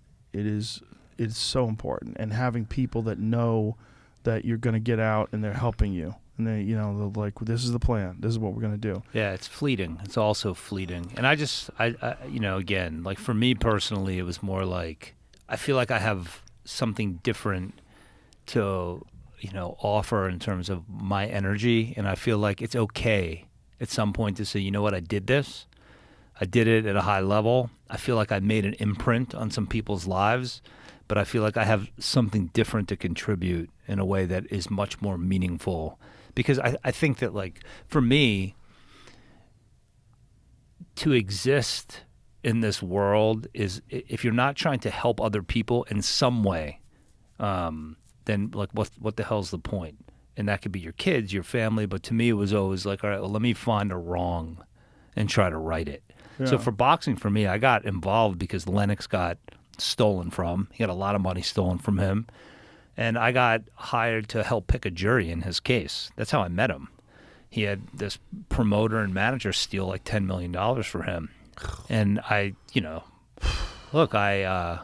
was never starstruck. I was more annoyed. I remember the first time I met him, I was more annoyed because I had to prepare him to testify on, I remember it was Super Bowl Sunday. And I was having I was going to a Super Bowl party, and I was more annoyed that I had to miss the Super Bowl because his trial was starting that Monday or Tuesday. And I was like, it was so fucking sad that he would meet this guy, trust him, and whether it was send money to my mom in Canada where they had to convert British pounds sterling to Canadian dollars, the guy would jack up the inflation rate and keep the difference. He would find little ways. It was like death by 1,000 accounting paper cuts. And you had to go through everything to find these? Yeah, that's how I got involved in the sport, was that I had to understand the business to understand how he got ripped off. And then little by little, we just, he was hanging in New York City for, 6 weeks before he fought Tyson. And we just we were similar in age, or off by 7 or 8 years or 9 years, whatever it was. But, he was single, I was single, and we would just play basketball. And I was preparing him to testify, but it was awful. He got all this money stolen from him. And then when we won those cases, I just started to get fighters calling me, hey, I got ripped off too. Hey, and then you realize you've unearthed this very dark underbelly of this unsanctioned, sport where people, take advantage in any way they can. So that was what I was originally attracted to. And then you realize at some point that you can't cure everything, and if you could touch a few people's lives along the way and change them and educate them as to how they can take care of themselves, then you've done your job. Oof. Well, you're a guy that you relish the role of taking care of people that have been fucked over by the system. I mean, this is why you got involved with the Innocence Project and why you've done so much work with people that were unjustly accused and imprisoned for crimes and managed to get a lot of people out of jail now, which is pretty fucking amazing. Yeah, thank you. It's a very admirable path, the path that you've taken. Yeah, and you know, look, I think that I first of all I appreciate it, but I view myself as like I have this feeling of urgency that there's so much to be done in that regard, and it's like almost like an addiction to me to help people, and I always feel like there's so much more to do. Just since the last time we spoke, we talked about a case last time I was on about this guy Albert Wilson in Kansas, who was accused of you know, a black man accused of an assault of a white girl, and that I felt he was unjustly accused, and we had unearthed some things about the alleged accuser. It's a difficult situation because I have daughters, and I was very, very solid in my belief, and since then, his conviction has been thrown out. I was able to successfully get his conviction thrown out, and the way that I end up getting involved in these cases almost feels like I hate it when people say this. So when I say it, I want to stuff the words back in my mouth, but it feels like it's for a reason, because it's almost like the universe is telling me, all right, now you got to do this next. I'm walking out of court in November, and the hearing is it's in Lawrence, Kansas, the armpit of the middle of the country. The only thing that's there is KU, the school. And when I say armpit, I don't mean that in a pejorative way. It's like one of these forgotten towns. I guess there's no other way but pejorative when you say armpit. So it was a poor choice of words. But the hearing was being broadcast live over YouTube because the courts want to maintain the integrity of having a public hearing. So I walked out of the hearing. The case hadn't been overturned yet. And there's like 100 people outside the courthouse in the middle of the pandemic rallying for this guy's conviction to be thrown out. And this mother runs up to me and she hands me a newspaper article. And there was an activist with her, and she says, "This is the case of my son. Can you read about this?" And I was like, okay. I stuffed it in my bag. She said, I was watching you in court, and he needs you. Please don't turn your back on this community. And, when you put it that way, I'm like, Jesus, I already start to feel guilty because I'm riddled with existential guilt. So I'm like, the last place I want to come back to for a murder trial. This is a guy that was accused of this awful homicide. So I just put it in my bag. I get on the plane to go home, and I take out the newspaper and I start reading about this case. It's the case of this guy named Rontaris Washington. And I start reading about it on the front page of the paper, and I started talking to myself in my seat, and the guy next to me goes, "Excuse me, are you talking to me? I must have been disturbing him." I kept on saying, holy shit, this guy is accused of a murder. He spent 6 years in pretrial detention before he got a trial. He's sitting in jail for 6 years. And I talked about the Clemente Aguirre case last time we talked, about how he goes to a neighbor's house and he walks into a crime scene and then they accuse him of it. Right. It's the exact same fucking thing. This guy lives down the hall from this murder victim. He sees the door cracked open and he knocks on the door to see if everything's okay. He walks in, gets a little bit of blood on his sandal, and they accuse him of the murder. And it's so obvious that the husband of this victim killed her. There's her blood on his shirt, his hair in her dead hand. And I'm thinking to myself, how does this guy get charged with this? And then I'm sitting here on the plane thinking, what are the chances that I'm going to get the mother of an accused person, a black man in Kansas, where the former prosecutors were accused of all sorts of racial insensitivity, all sorts of prosecutorial misconduct, where I'm going to get this guy this guy's mother shows me a newspaper article about the case. It's got so many stunning similarities to another case I did in Florida. A neighbor walks into a crime scene, gets accused of the murder. All the forensic evidence points to someone else. So I went home and I looked at my wife and I said, I'm sorry. I'm going to have another case in Kansas. There's no way I'm letting this go.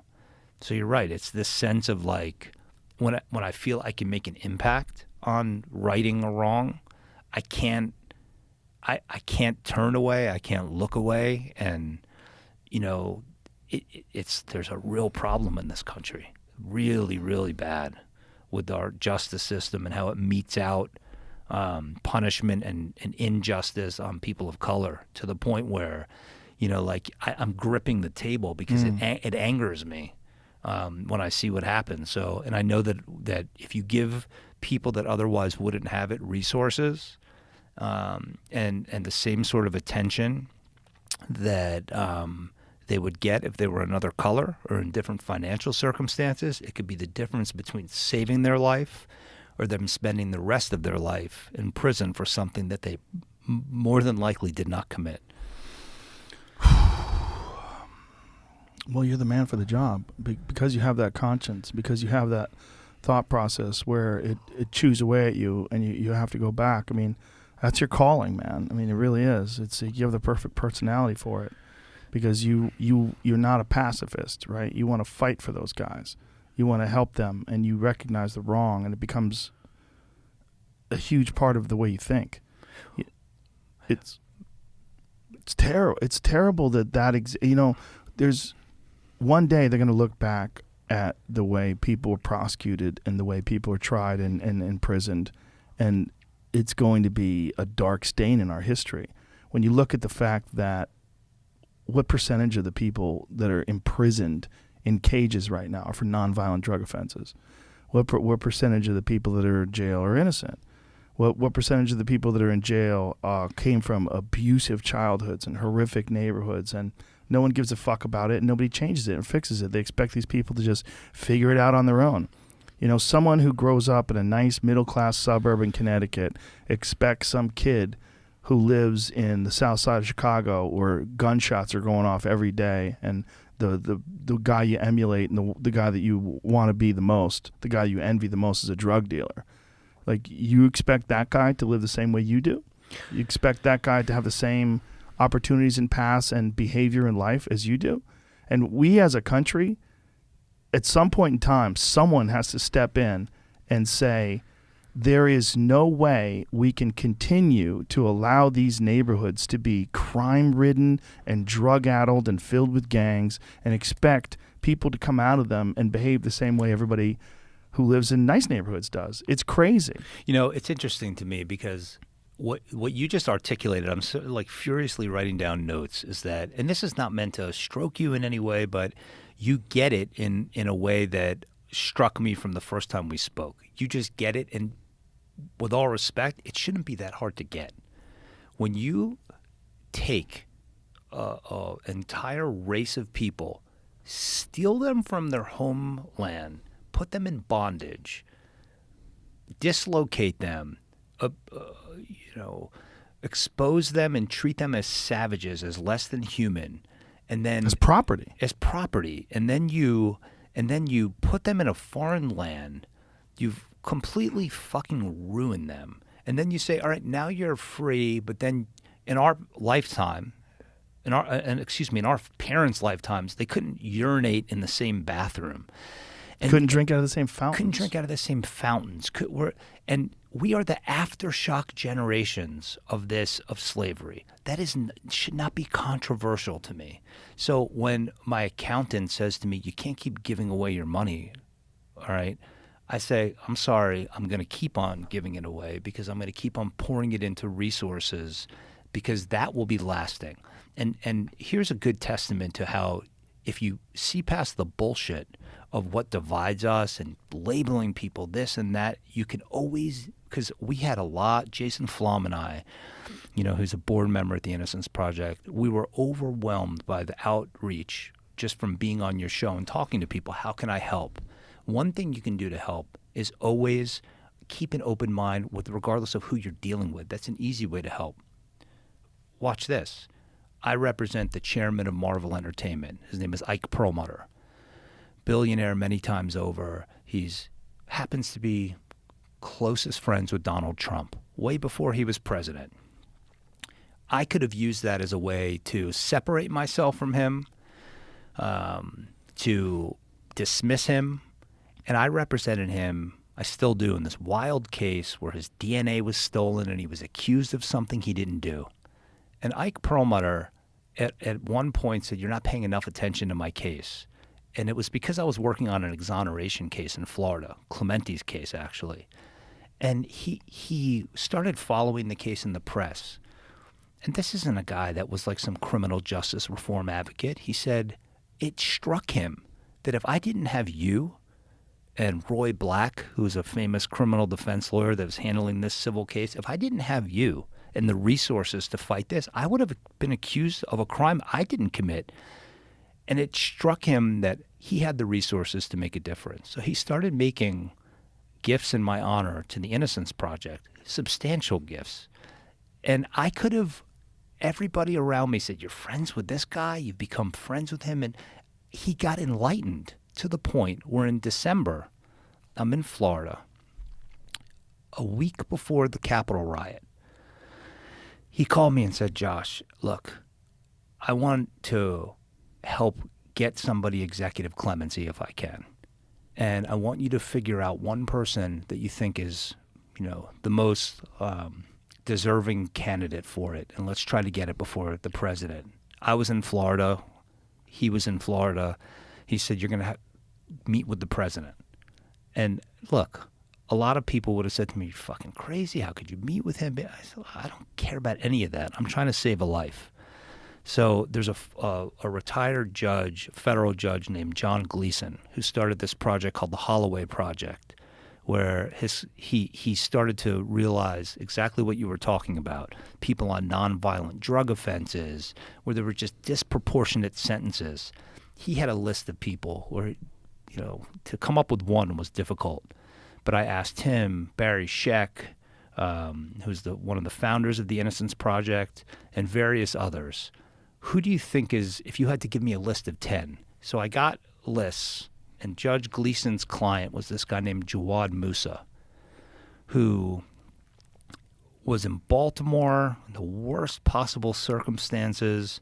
He gets arrested on this reverse dry sting, they call it, where he's asked to cobble together $20,000 and make a heroin purchase in New York. And no drugs ever existed. It was all a scheme. It was a setup by an informant.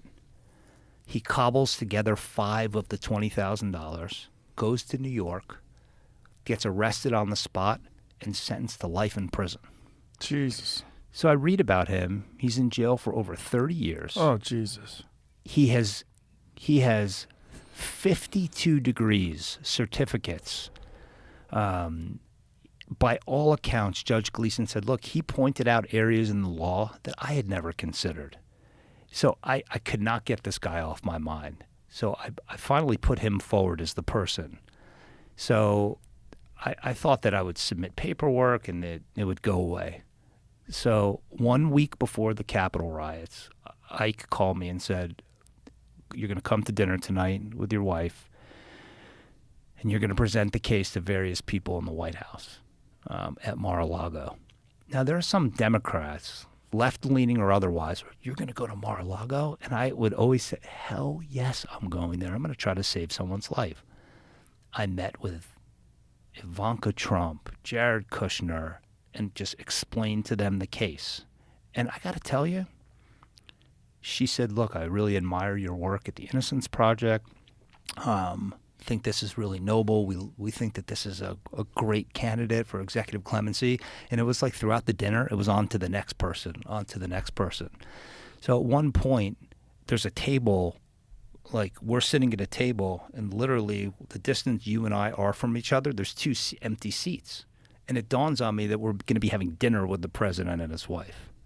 So at some point he walks out, and everybody stands at Mar-a-Lago and claps when he comes out.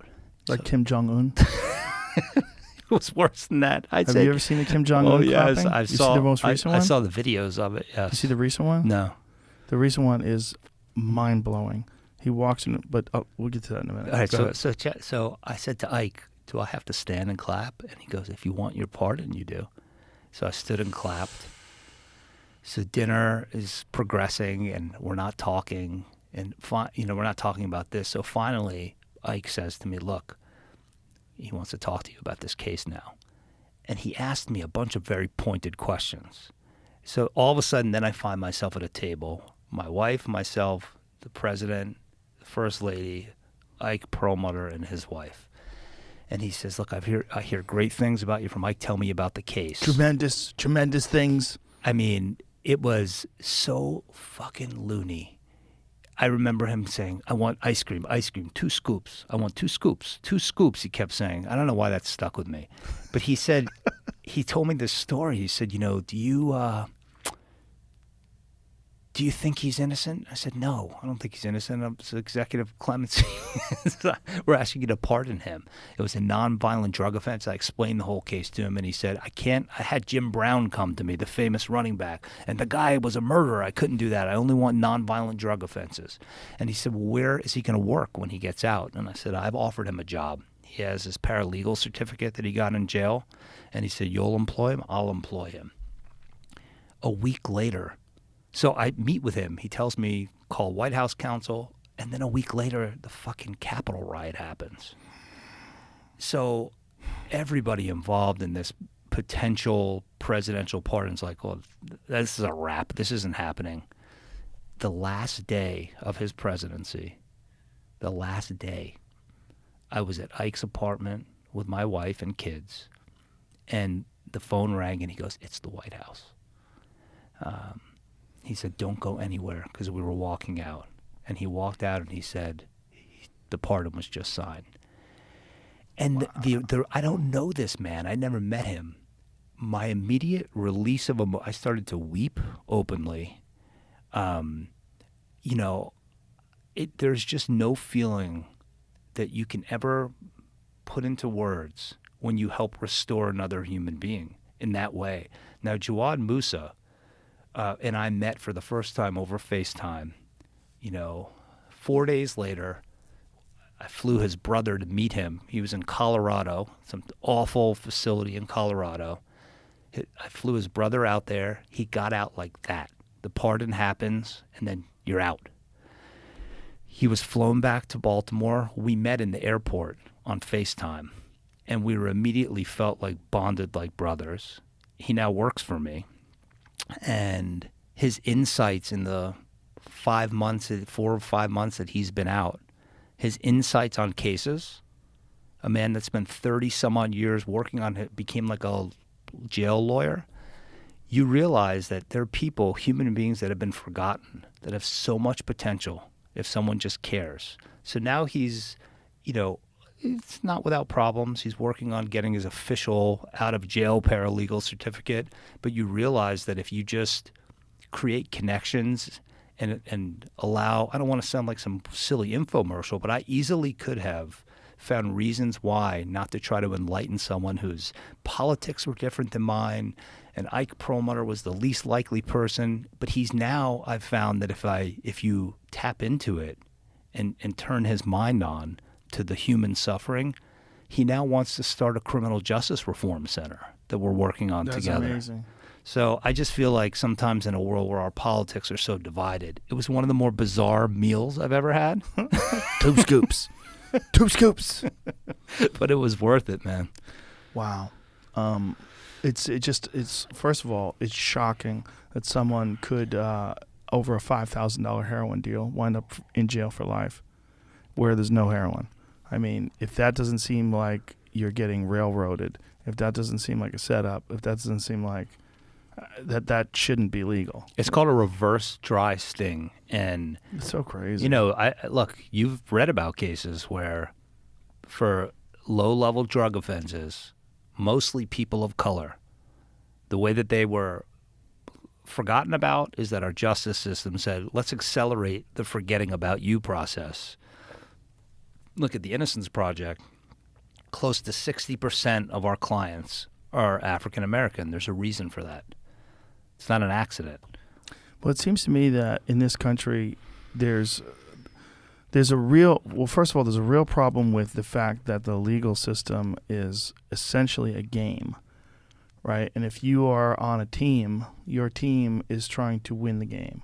And if you're on a team that's trying to prosecute someone and you have the ability to figure out a way to push it through, to, to show someone in a light that's not accurate, to not have certain evidence be admitted, to withhold evidence that might have exonerated that person. Like, this is all part of this game. It's not, and we know about this at very high levels that this exists. It's not justice, right? It's a game of winning and losing. The same thing with dirty cops, right? If a cop plants drugs on someone, what are they doing?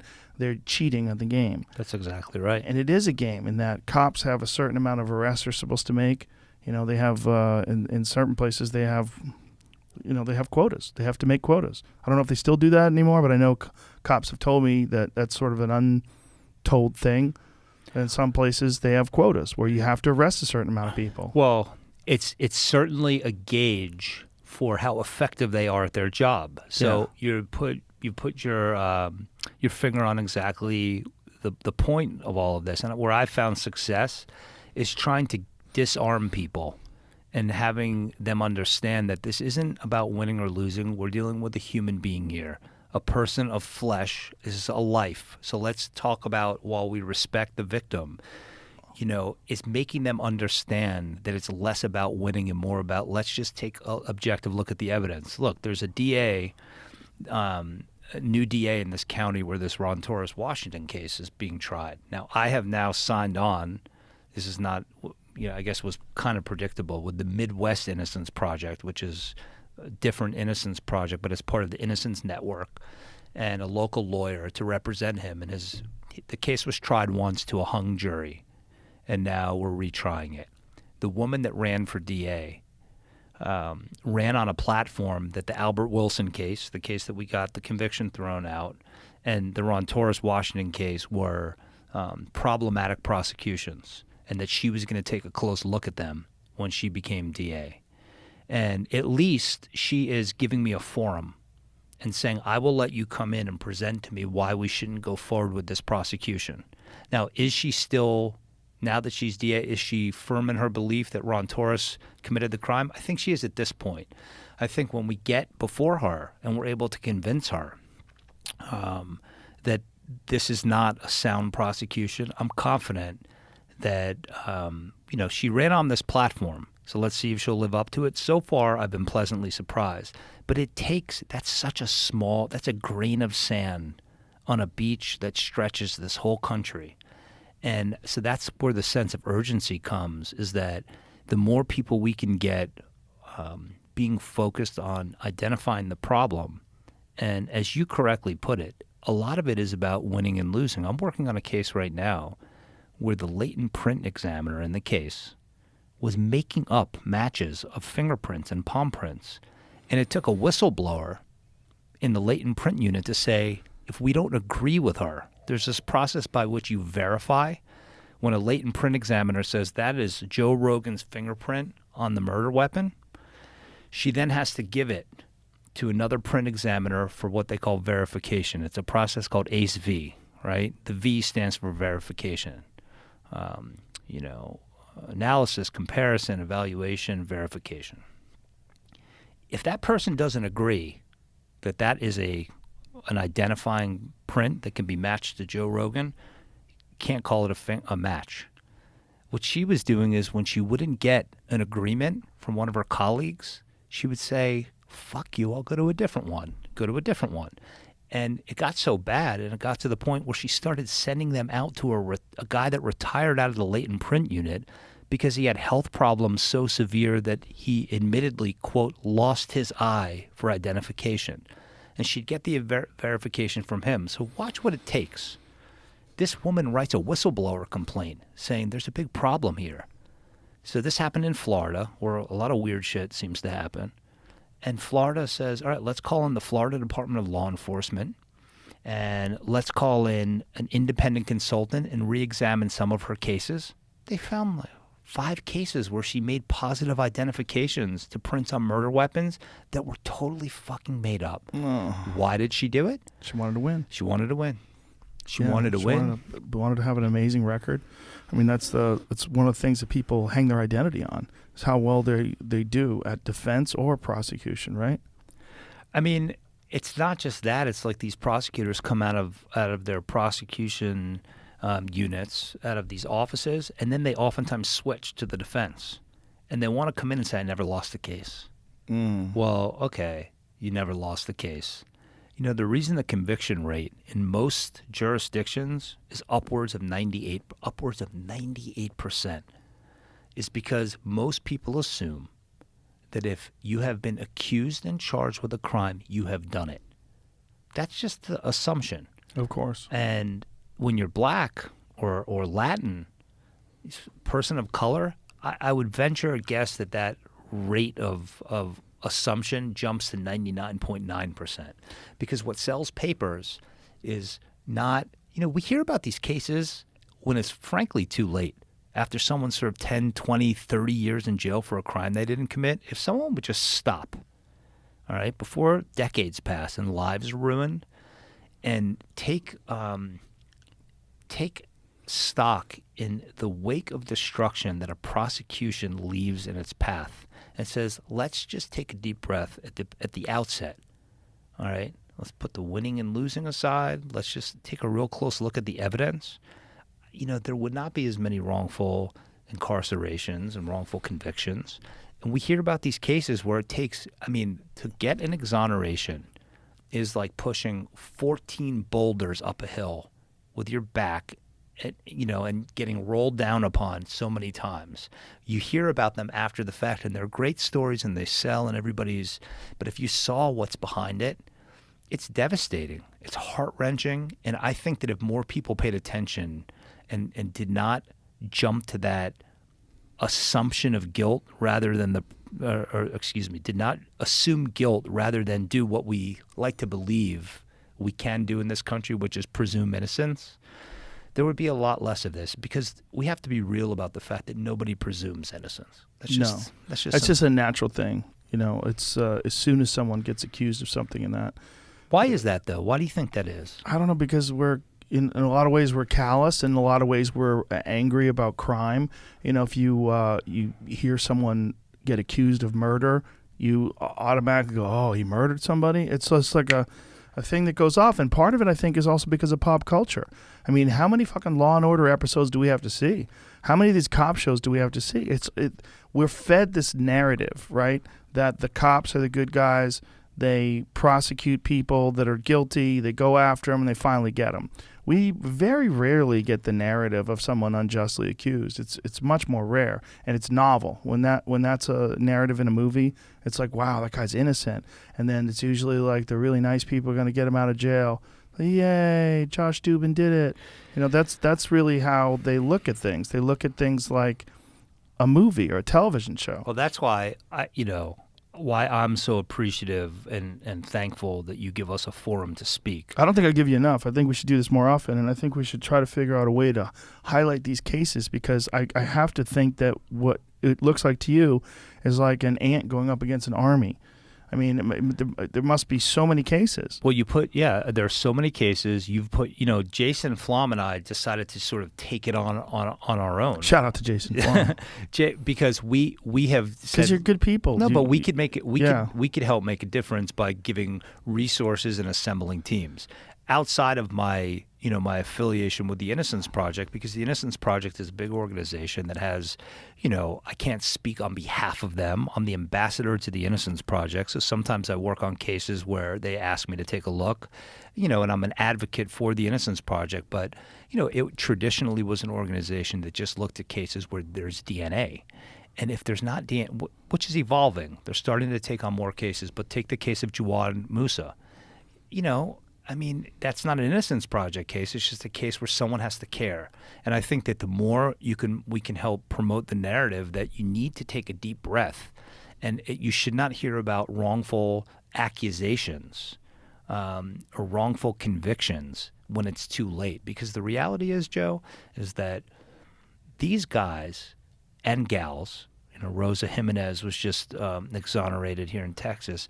Look, there are no happy endings. By and large, there is no way to undo the psychological damage that is done. No way to undo it. The stories don't always end up. They don't. This morning, a dear friend of Jason and I, Jason, helped send him out to Vegas with his new wife. He just got out in Pennsylvania for something he didn't do. He went to Vegas, I think, for the first time, sat down at the airport and dropped dead. Yesterday. His name is Corey Walker. And he and his and you could read about it online, about the framing of Corey Walker and Lorenzo Wright. They think he might have died of an embolism. I have to think that what happened to him might have killed him, right? I don't know for sure. But these guys don't get medical care, these guys and gals, and it's just that I have clients that smoke a cigarette and stomp it out and then pick it up and put it in a baggie because they're afraid they're going to get framed again. They're paranoid. They live under a cloud of suspicion for the rest of their lives because oftentimes what we call an exoneration, states will say is just not enough evidence to proceed with another prosecution because they know that when they admit that they're wrong, speaking of right and wrong, they're going to get sued. So the cloud of guilt still hangs over that person's head, and especially the way the rest of the people look at it, like, oh, he didn't get exonerated. They just didn't have enough evidence to. Yeah. It's just it's scary when you're on the outside of it. I can't imagine being one of those guys. I remember reading this story about a guy who got set up. I believe it was by the FBI. He was kind of like mentally impaired or something wrong with him, and they tricked this guy into detonating a bomb that didn't exist. It wasn't a real bomb. I believe it was in Dallas. Mm-hmm. See if you can find this. FBI tricks, FBI prosecutes man for, it was like some sort of a sting with a bomb that you set off with a cell phone, and the moment he went to press the buttons, they move in and get him. But they gave him the bomb, they set him up, they gave him the idea, the whole thing. They told him what to do, and this guy was like this wannabe terrorist. Mm-hmm. And he was probably just a guy who's not that bright, who got talked into doing something. There's a legal concept that should cover that. It's called entrapment. Yeah. And they don't, it doesn't get credited enough. There's a big push right now, a big reform push to make it illegal for police to lie to suspects during interrogations. To say, hey, we know your friend told us this. Yeah. So we know you have it. It's an accepted practice in all 50 states. It's starting to get attention. And, it is a devastating talk about psychological warfare. This is devastating psychological hand-to-hand combat. When you lock someone in a room, a windowless room, deprive them of food, sleep, communication to the outside world, and say, we have your fingerprints on the murder weapon. And they don't. And they don't. And they can do it. That's crazy. That's crazy. And now, is this recorded, and can that be reviewed after the fact? They're allowed to do it. Doesn't matter. They're allowed to do that. They're allowed to do it. So if you play that in court, and then you say, ladies and gentlemen of the jury, there was no fingerprints on the weapon. He did not have. He was lying here. Because the convention, they can do it, and the convention. Is this it? Okay, yeah, this is the guy. He's provided a fake bomb by the FBI agents posing as members of Al Qaeda. He placed the device in the parking garage under the building and activated it with a cell phone. Instead of setting off a bomb, the cell phone rang a phone number at the FBI offices. Smoddy pleaded guilty to attempted use of a weapon of mass destruction. Under the terms of a plea bargain, an additional charge of bombing a public place was dropped, and a sentence of not more than 30 years was recommended. On October 20th, 2010, he was sentenced to 24 years of imprisonment. He will be deported from the United States after serving his sentence. So this is really crazy. He was he was a citizen of Jordan. and he was unaware that he was under continuous surveillance and that the other members of the sleeper cell were all federal agents. So it was a fake sleeper cell. So this guy was like in this group of people that he thought were all terrorists, and he was going to be the fucking man. You're going to do this. You're the fucking guy. They give him the bomb. He's on this mission. They talked him into it. They give him a fake bomb. Like, how is that legal? Listen, Do you know what I'm saying? but I know I'm acutely aware of what you're saying, and the sense of injustice and just how wrong that feels to you. It feels wrong, but it also feels wrong that a guy could press the buttons on the cell phone to blow up the building. So I'm torn. Like, is he like? But what I had heard, see if they find that he was mentally impaired. There was something wrong with him. You can't play to someone's, assuming there's mental impairment or not. There's no place for law enforcement to set up a situation where they're playing to someone's mental illness or proclivity to commit crime. What the fuck are we doing as a society when we're saying to someone, here, just do it. You know you want to do it. Think about all those facts. There was no real sleeper cell. There was no real bomb. There was no plot. They made him do it. They talked him into doing it, and then when he did it, they're like, gotcha. Well, we treat... He's only 19 also. Wow. He's Well, born listen, 19. Joe. 19 and from Jordan, right? One of the things you can do, one thing I know works is pressure breaks pipes. Okay, it's that way in sports. It's that way in reform, and it's that way in these prosecutions. The more people we can get to pay attention, right?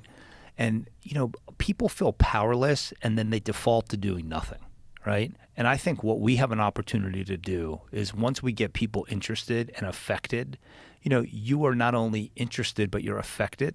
We can get people to pay attention and do things. What would be really cool is if, whether it was once a quarter, biannually, we had an exoneree with us on the show, or a case or cases where we can have a call to action and people can take action. We will get exonerations. If it's a reform, initiative, like making sure that people don't lie to suspects in jail, you have to pressure these fucking politicians and embarrass them into doing shit sometimes. I know of no more powerful tool than using the press so that a politician feels like, you know what?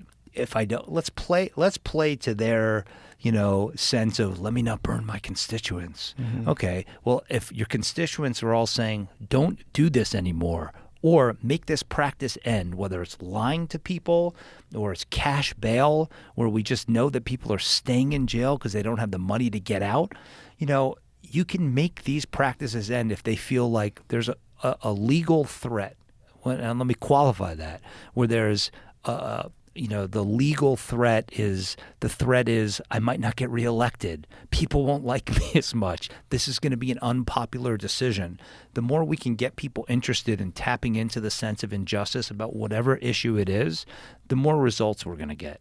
Because if I can change or be able to get to a point where the chairman of Marvel, who is a right-wing, not a right-wing, he's a Republican, who's best friends with Donald Trump, was so affected, and the guy's become one of my closest friends. We have political differences. We have differences in approach. He's in his 70s and Israeli, and he doesn't have kids. We couldn't be more opposite on paper. My kids call him Uncle Ike now because they saw what he did. They saw that he took his time to help someone. If I could change that, the way that man thinks, or open his eyes and his wife Lori to that, so much that they went to the president of the United States and said, you need to help us. And I don't care about all the other people that people say, oh, but he exonerated, or he gave presidential pardon to this guy and that guy.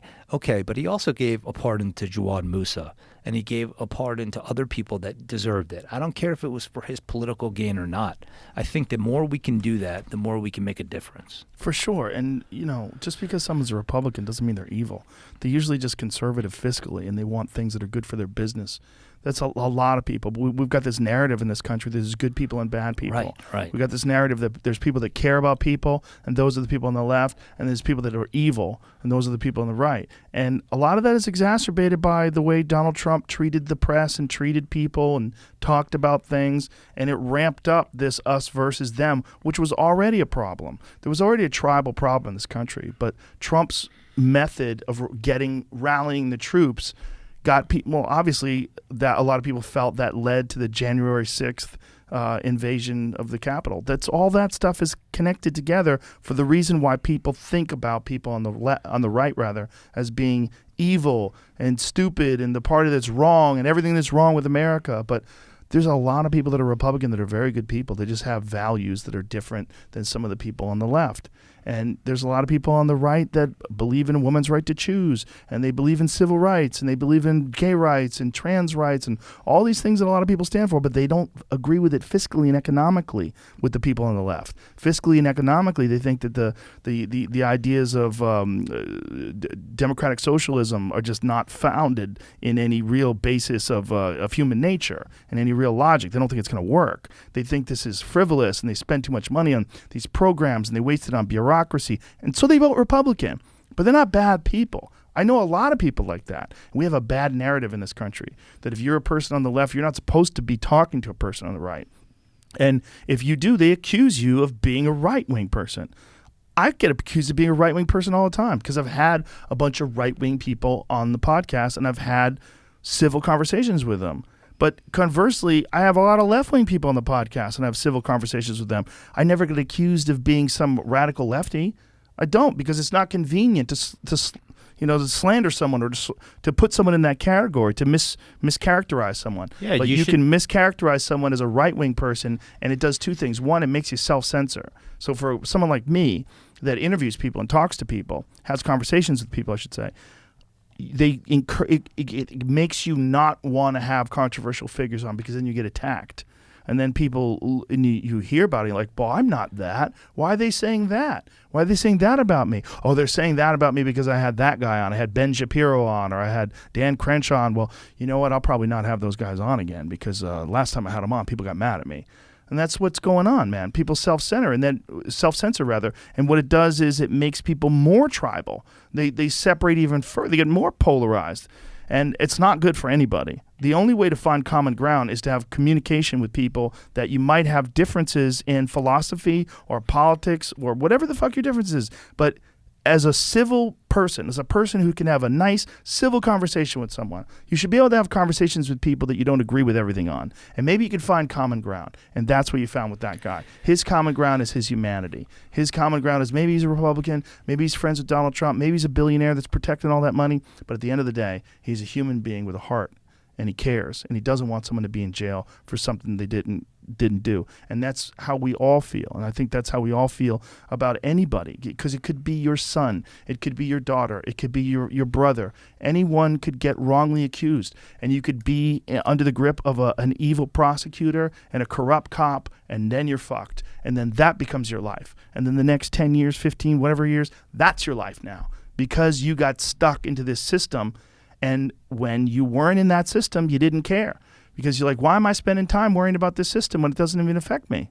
Well, look, what you say hits me on so many levels, because... Dude, I got to pee so bad. So do I. Can we hold? Okay. Thank you.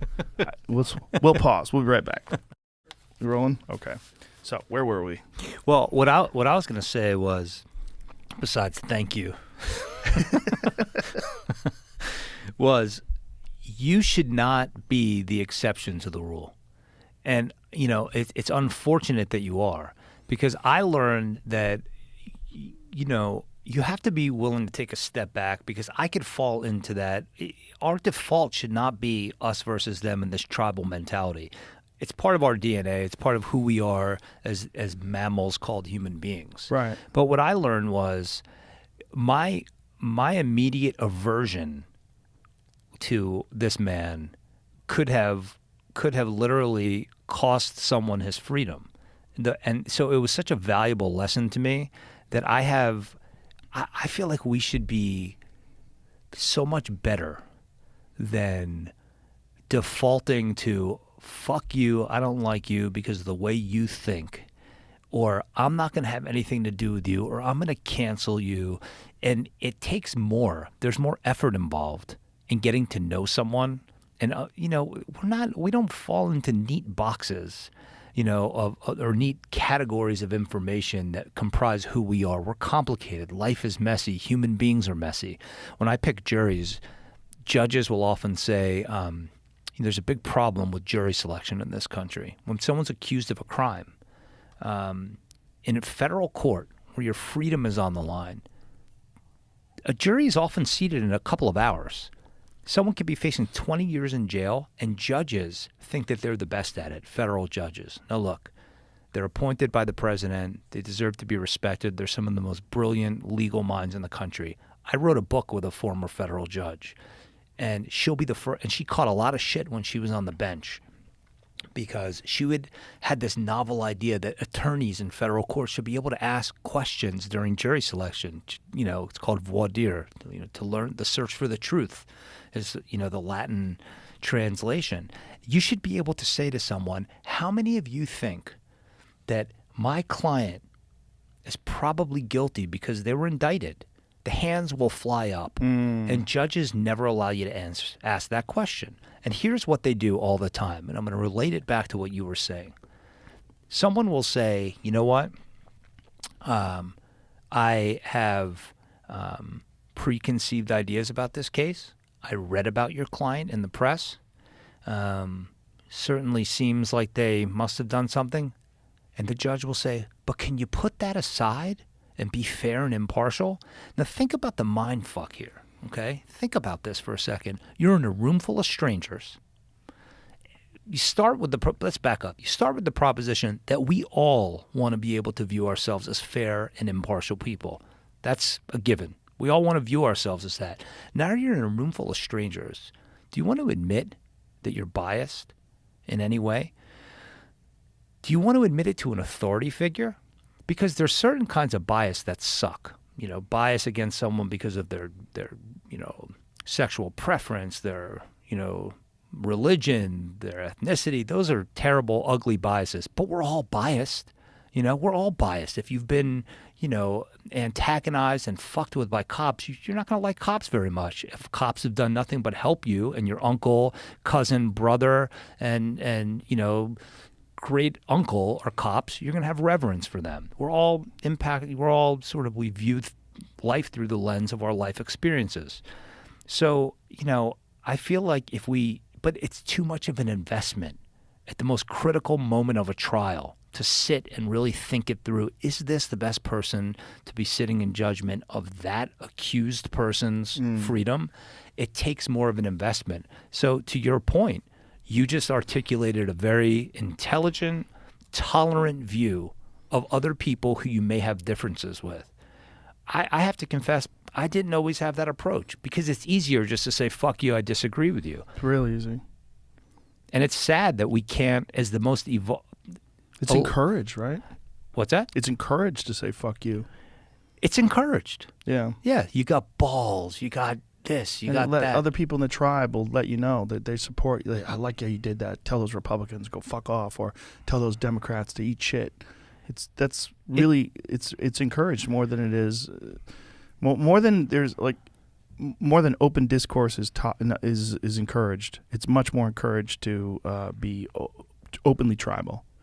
And I think that there's some endorphin rush when you tell someone off, I guess. Some cheap sense of, I told them. There's also an endorphin rush that you get from signaling to the tribe that you are committed. You're committed to this ideology. You're Yeah, I never really thought about it that way. People right. love that. They love when the group supports them and that they support the group. There's a lot of really ridiculous things that get pushed through based on ideology. Like, how about this whole case of transgender women in sports? A lot of this is people supporting it because they're progressive, because they consider themselves good liberals, and they want inclusiveness, and so they say it's okay. And they're looking at someone who's a man who competed as a man and then switched over and became a woman and now is weightlifting and is breaking world records. And they think it's good. It's amazing. It's inclusive. It's like, no, this is not fair for biological women. And you're not willing to look at it this way because you want to be pro-trans and you want to be pro-inclusivity and you want to be a good person. And you're afraid of the backlash, frankly. Exactly.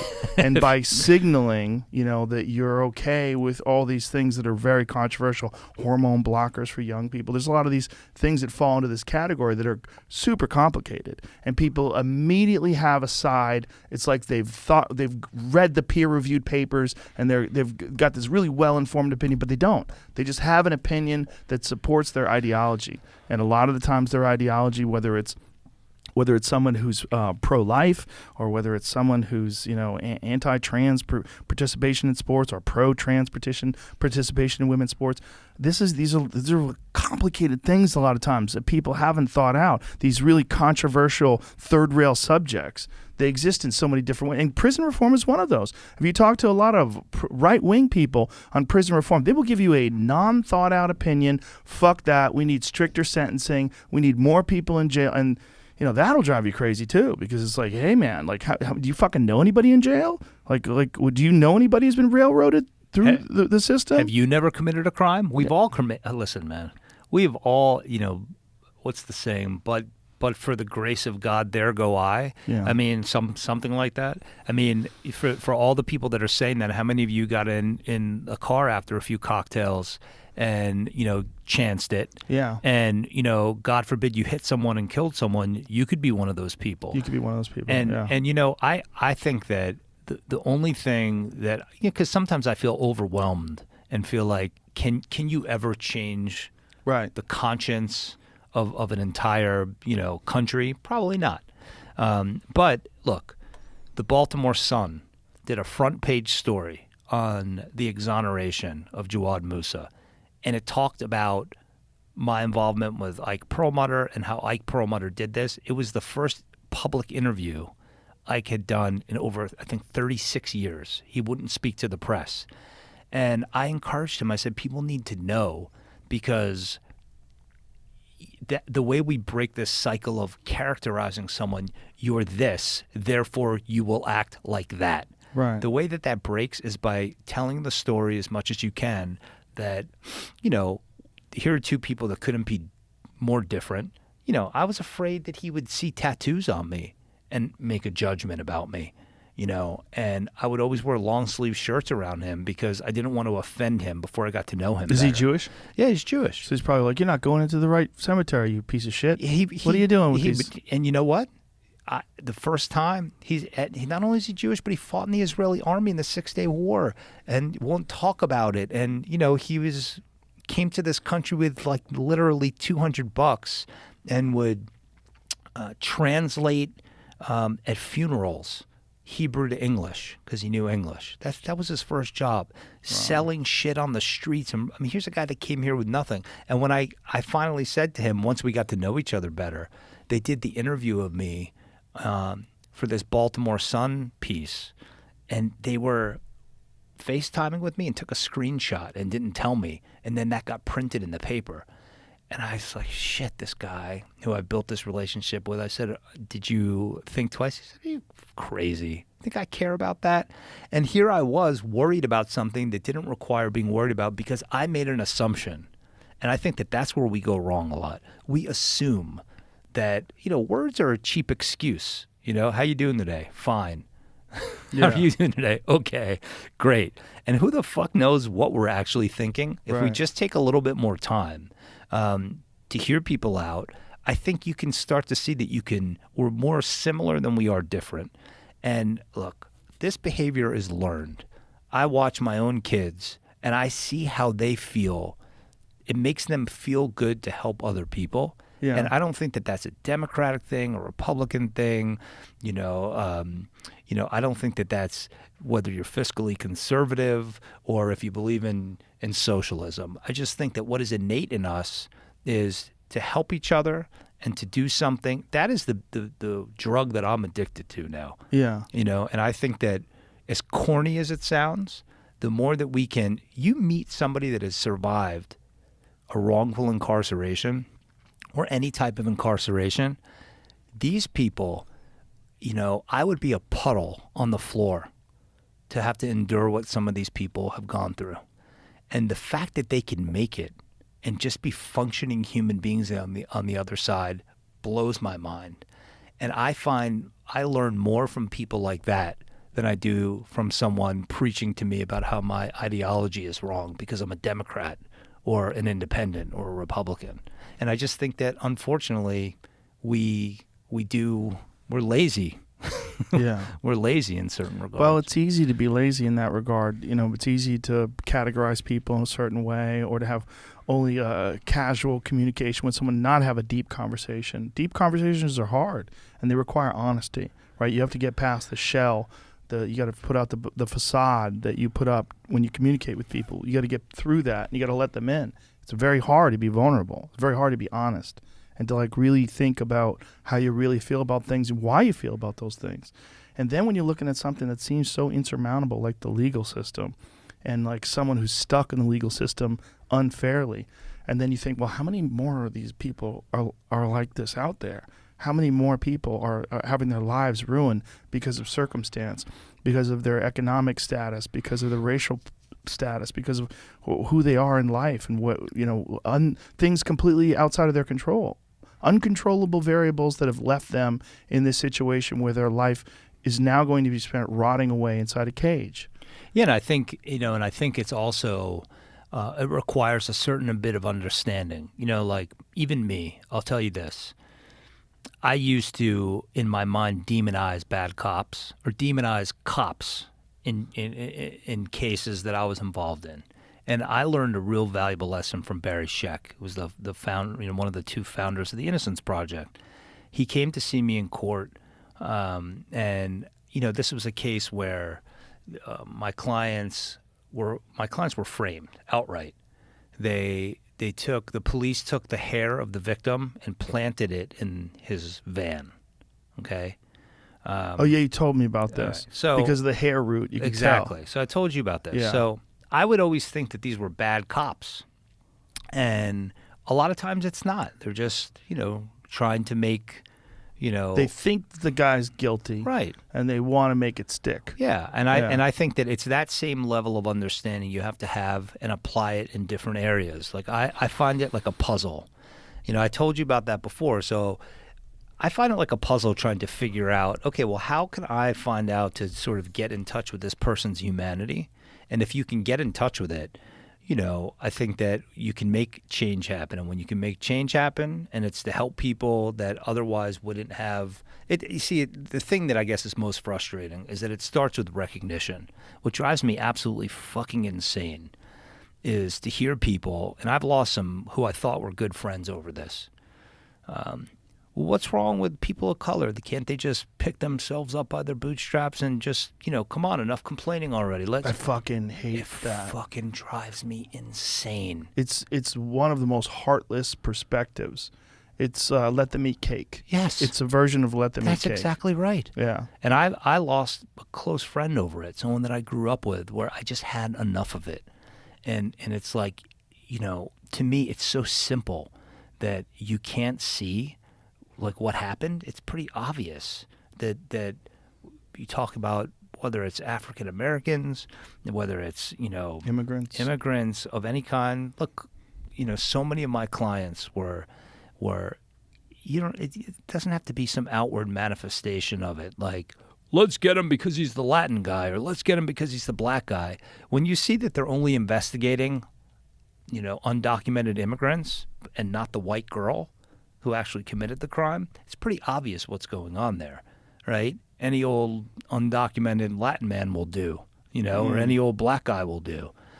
And, unfortunately, that is the, that's the mentality. And once you realize that it's not always a conscious decision that they're making, there are ways that you can fight back against this. And if I could get the chairman of Marvel to care enough that he wants to start something at, we're going to start something together at Cardozo Law School, which is where the Innocence Project was born.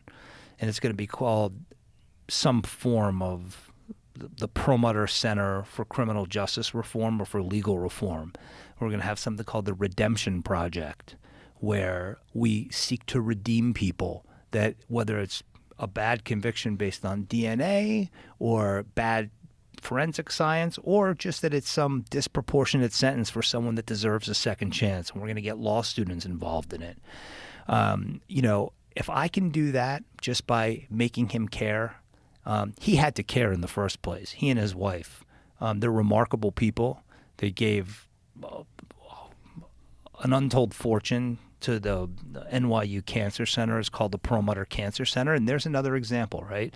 He's just some billionaire. He's given away hundreds of millions of dollars, you know, as a philanthropist. Yeah, but that is a pejorative. That some billionaire thing is it's such a weird one, because we put these people into a negative category. We put uber successful people, businessmen in particular, into this negative category. Or they have to be like heartless or shitheads, or he's one of those guys. Like, some people are billionaires just because they had an amazing product. Like, I mean, there's a shit ton of them out there. You know, we decide that if someone is really successful in business in particular, that they have to be a bad person. Isn't it a weird? Isn't it a fucking irony?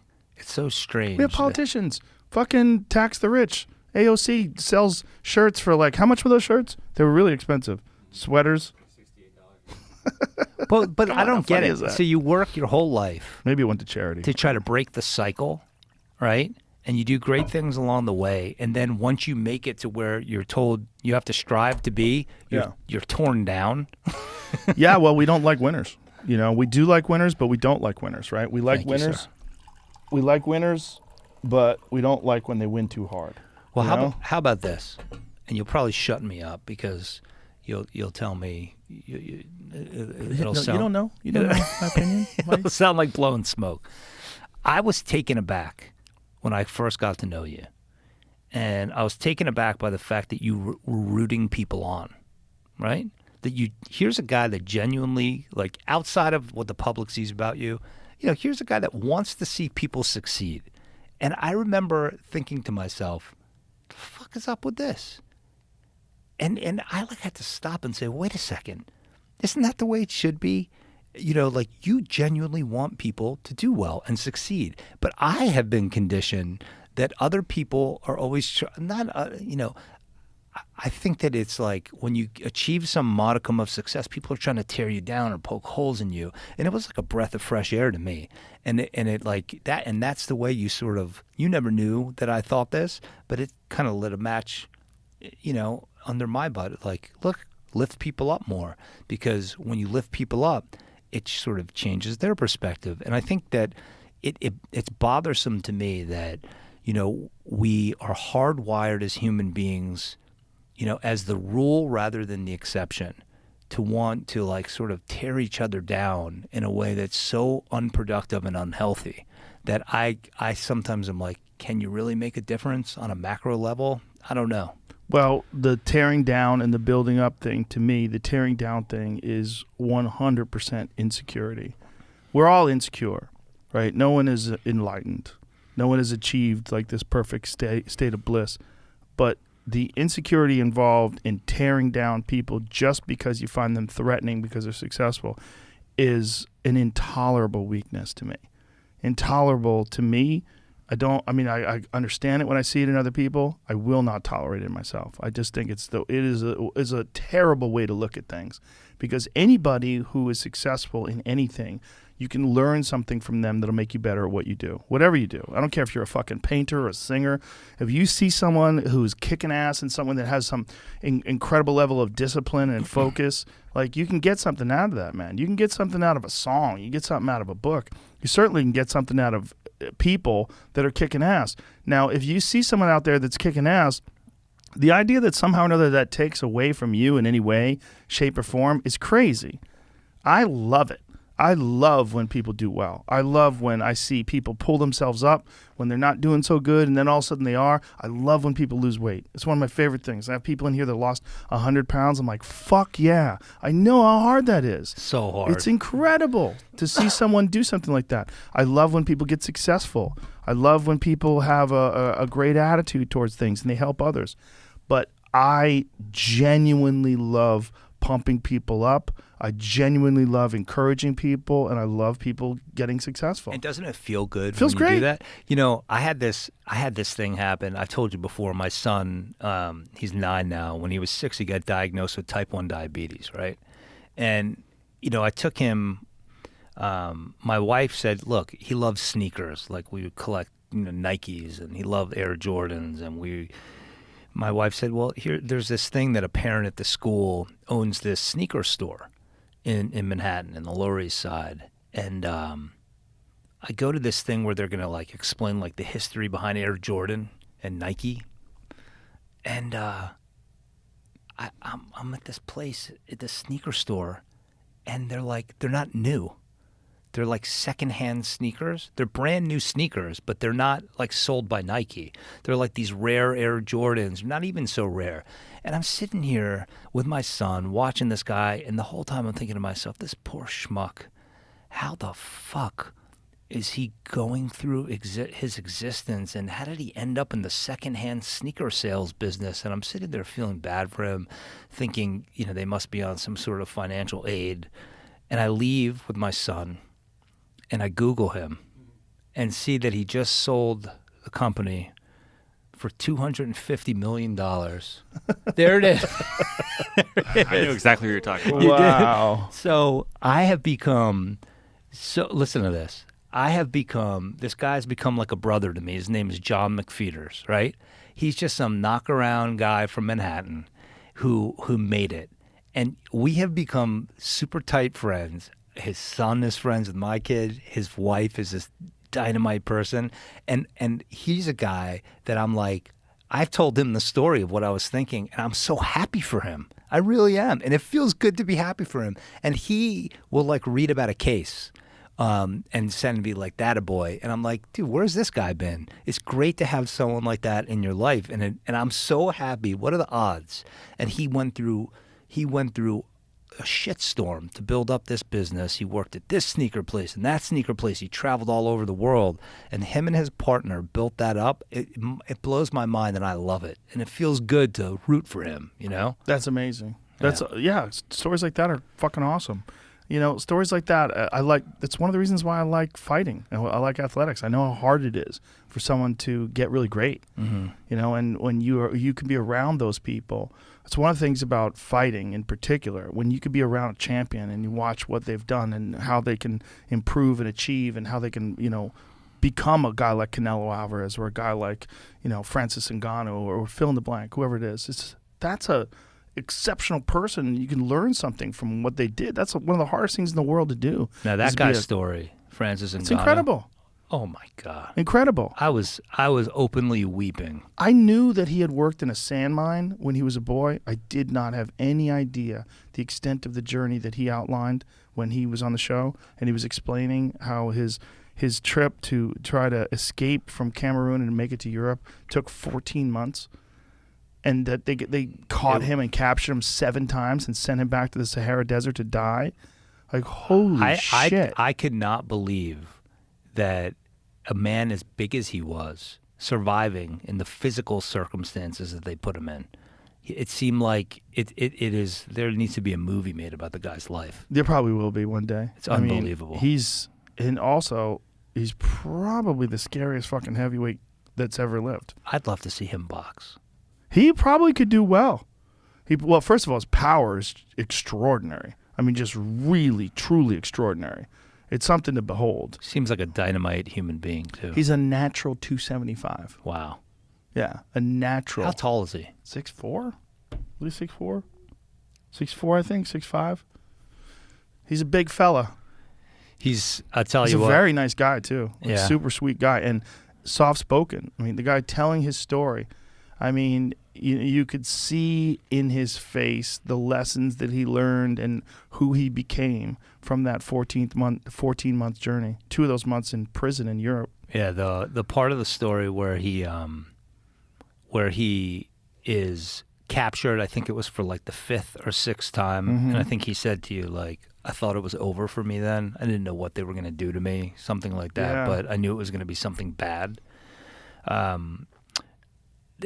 Look, those kinds of stories should be not only told but celebrated, right? Yeah, and for sure. So I love it when somebody makes it. Look, and I think that's what attracts me to guys and stories like, Andre Ward, for instance. We talked about him earlier. He is when you surround yourself with people like that, it makes you want to be better. Yeah, it rubs and do off on better. you, for sure. It definitely does. And here's a thing that's very interesting about the Francis Ngannou thing. What he did was not legal, okay? I mean, there's a difference between something that's not legal and something that's admirable. It's also admirable. It's not legal what he did, but thank God he did it, right? Well, he had to. Well, there's people in Cameroon right now that never did that, right? But he decided that he had to. That was his journey. And obviously now it's become an insane success story. He's the heavyweight champion of the world, not just the heavyweight champion, but he knocked out the most successful heavyweight of all time. Stipe, right? Stipe Are they Miocic. going to fight again? I don't know. Right now I think the plan is, there's not a date in booked, but the plan is, I guess, for him to have a rematch with Derek Lewis, because I think John Jones wants more time to get to heavyweight and he wants more money. And I think one of the ways he thinks he's going to get more money is if Francis beats Derek Lewis, which is a big if because Derek beat him the last time they fought, then John Jones gets to say, hey, there's no real big money contenders out here. I'm the guy. I'm the fucking greatest light heavyweight of all time, arguably the greatest mixed martial arts fighter of all time. I'm ready. The way Let's go. The way you're moved by his story, I'm moved that way, and I think you would be, and I guess I'm angling for it by some of these exonerees. When you hear them tell you what they had to survive, be it on death row, or avoiding gang violence or sexual assault, sometimes they're not able to avoid it, any of the above. And the stories of, I think what we're attracted to also, it's not just success, it's, endurance and beating the odds. And you're right. It's all, when you were talking earlier about it being rooted in insecurity, it is. Because I think, like, I put myself in those shoes and say, I don't know if I could survive that. Right. And then I think our natural instinct is to say, all right, so let me tear it down. And you have to be able to get past that and say, you know what, let me just marvel at this person for what they were able to do. Like I got arrested when I was on my way to my office in a case against Don King. I was representing terrible Terry Norris. Oh, wow. I remember right. Terry. And it was an awful case. Don had he was accused of giving a loan that was a 24-hour demand note to Terry Norris's manager, meaning that if this guy did not pay Don in 24 hours, Don King could take his property, take his home from him. And you think, How much was the loan? I forget what it was, several $100,000. And you only had 24 hours to pay it back? If Don ever said, I want it in 24 hours, if he didn't pay it back in 24 hours, Don could take his home, take his property. Wow. So what's going on here? The manager's job is to get the highest purse for the fighter. The promoter's job is, let me get the expenses down, and one of those expenses is the fighter's purse. So there's this natural, that's why the Muhammad Ali Act now codifies this as the firewall between the manager and the promoter. They can't have any financial interest in each other. So Terry Norris was a mess during the trial. He could barely speak cogently, and when they would talk about his brain injuries, he would fall apart. So I am on my way. There was going to be a hearing about whether or not, people of color were being excluded from the jury. It's called a Batson hearing. Another story for another time. But I come out of the Battery Tunnel, and I get pulled over on the West Side Highway on Christopher Street in Manhattan. And the cop said, you have a suspended license. This was in like 2001, 2002. And I got arrested, and it was a mistake. I had paid the ticket. My license shouldn't have been suspended. The whole thing got thrown out. This cop books me as Christopher Dubin because I got arrested on Christopher Street and puts me in jail. And I had the next day to be back in court for what at the time was the biggest trial I'd ever been involved in against Don King. It was being covered by ESPN, and I was petrified. And I was told, you're going to be here for 3 days because the judge is so backed up. I finally got a friend of mine who's a lawyer to get me out that night in night court, and they couldn't find me in the jail because they booked me as Christopher Dubin instead of Josh Dubin. And it was like that scene out of The Hurricane. I called my brother. I said, I can't do the time, man. I was like, and I was in there for like 15 hours. And I always think about that. Would I have adapted? Would I have, and I'm like, shit, I was a mess after one day. And I have to be honest with myself enough to say, I want to be a tough guy here and say, oh, it was no problem. It was nothing. I'm fucking scared out of my mind. And that was for something I knew would get cleared up. I knew it wasn't going to be a big deal. It was a traffic infraction.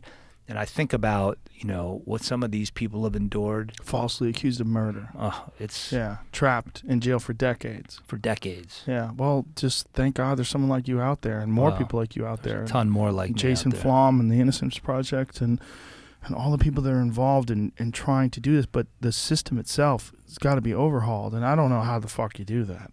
I mean, what do you got to figure out a way to find out truth, right? And truth is... Like, is it dependent upon evidence? Is it dependent upon memory? Like, how do you know whether or not someone did or did not do something?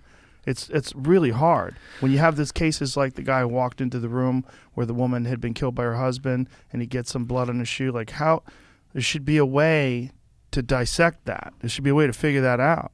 All right, I'm going to keep telling these stories. That's one way, but we do it. The answer is brick by brick, all right? And we have... my homework will be to propose to you again when you can fit us in quarterly, biannually. Yeah, let's do quarterly. Quarterly is the best move, right? That way we'll just get it into people's head. That every 3 months, listen, here's some new ones.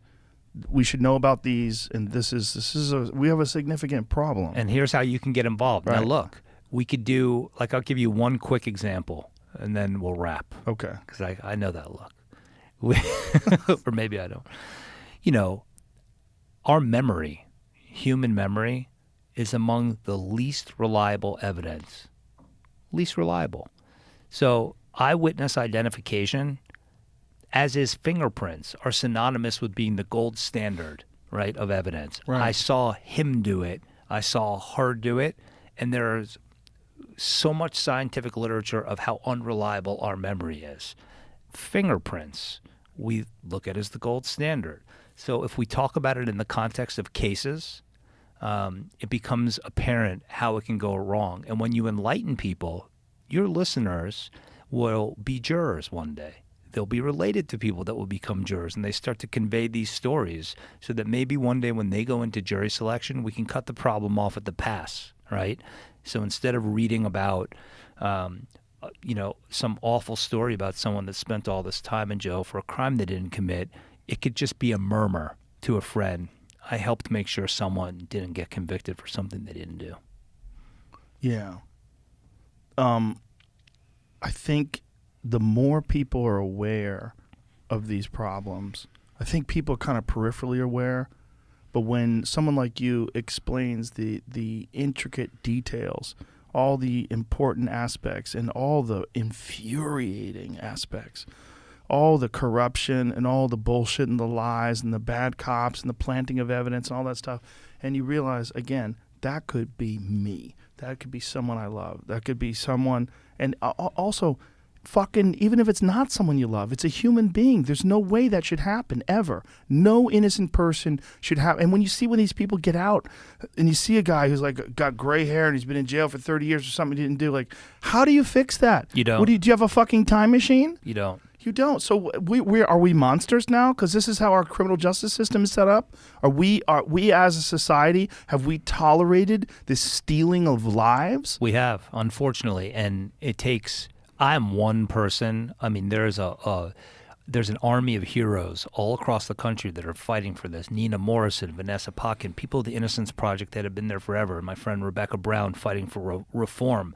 But I feel like we're complicit by our silence and our inactivity. I do. I think most people don't know where to start or where to begin, or even the extent of the problem itself. Most people don't know. You've extended an olive branch to me. I'm going to grab every twig of it and yank on it, and you have my word that I'll help provide interesting stories that are enlightening and that, we can help people know a little bit better. So let's plan on doing this again in September. I love it, bro. All right. All right, My man, you're the best. Great to see Thank you, you, bro. brother. Always great to see you, too. All right. Tell everybody your Instagram. Tell everybody what's the best way to review more of this information online if they're hearing this and they're interested. Yeah, that'd be great. Let me give you my Instagram is Dubin.Josh, Dubin, I believe. Shit. Yep, there you are. Dubin.Josh. Okay, and then and what's the best place to... innocenceproject.org is a great way to learn about the Innocence Project. And I make it a point to only really post on my Instagram about cases and causes. And, a great way to learn about what we do at the Innocence Project is going to the website. And our wrongful conviction podcast that Jason and I do, my junk science series just got nominated for a Webby, which was pretty cool, where we go through each discipline of forensic science and explain, what is wrong with each discipline of forensic science. But you just have to be willing to invest the time and learn, and hopefully through the, our future podcasts with you, we'll keep the word out. Definitely. We'll do it. All right. Thank you. All right, brother. Goodbye, everybody.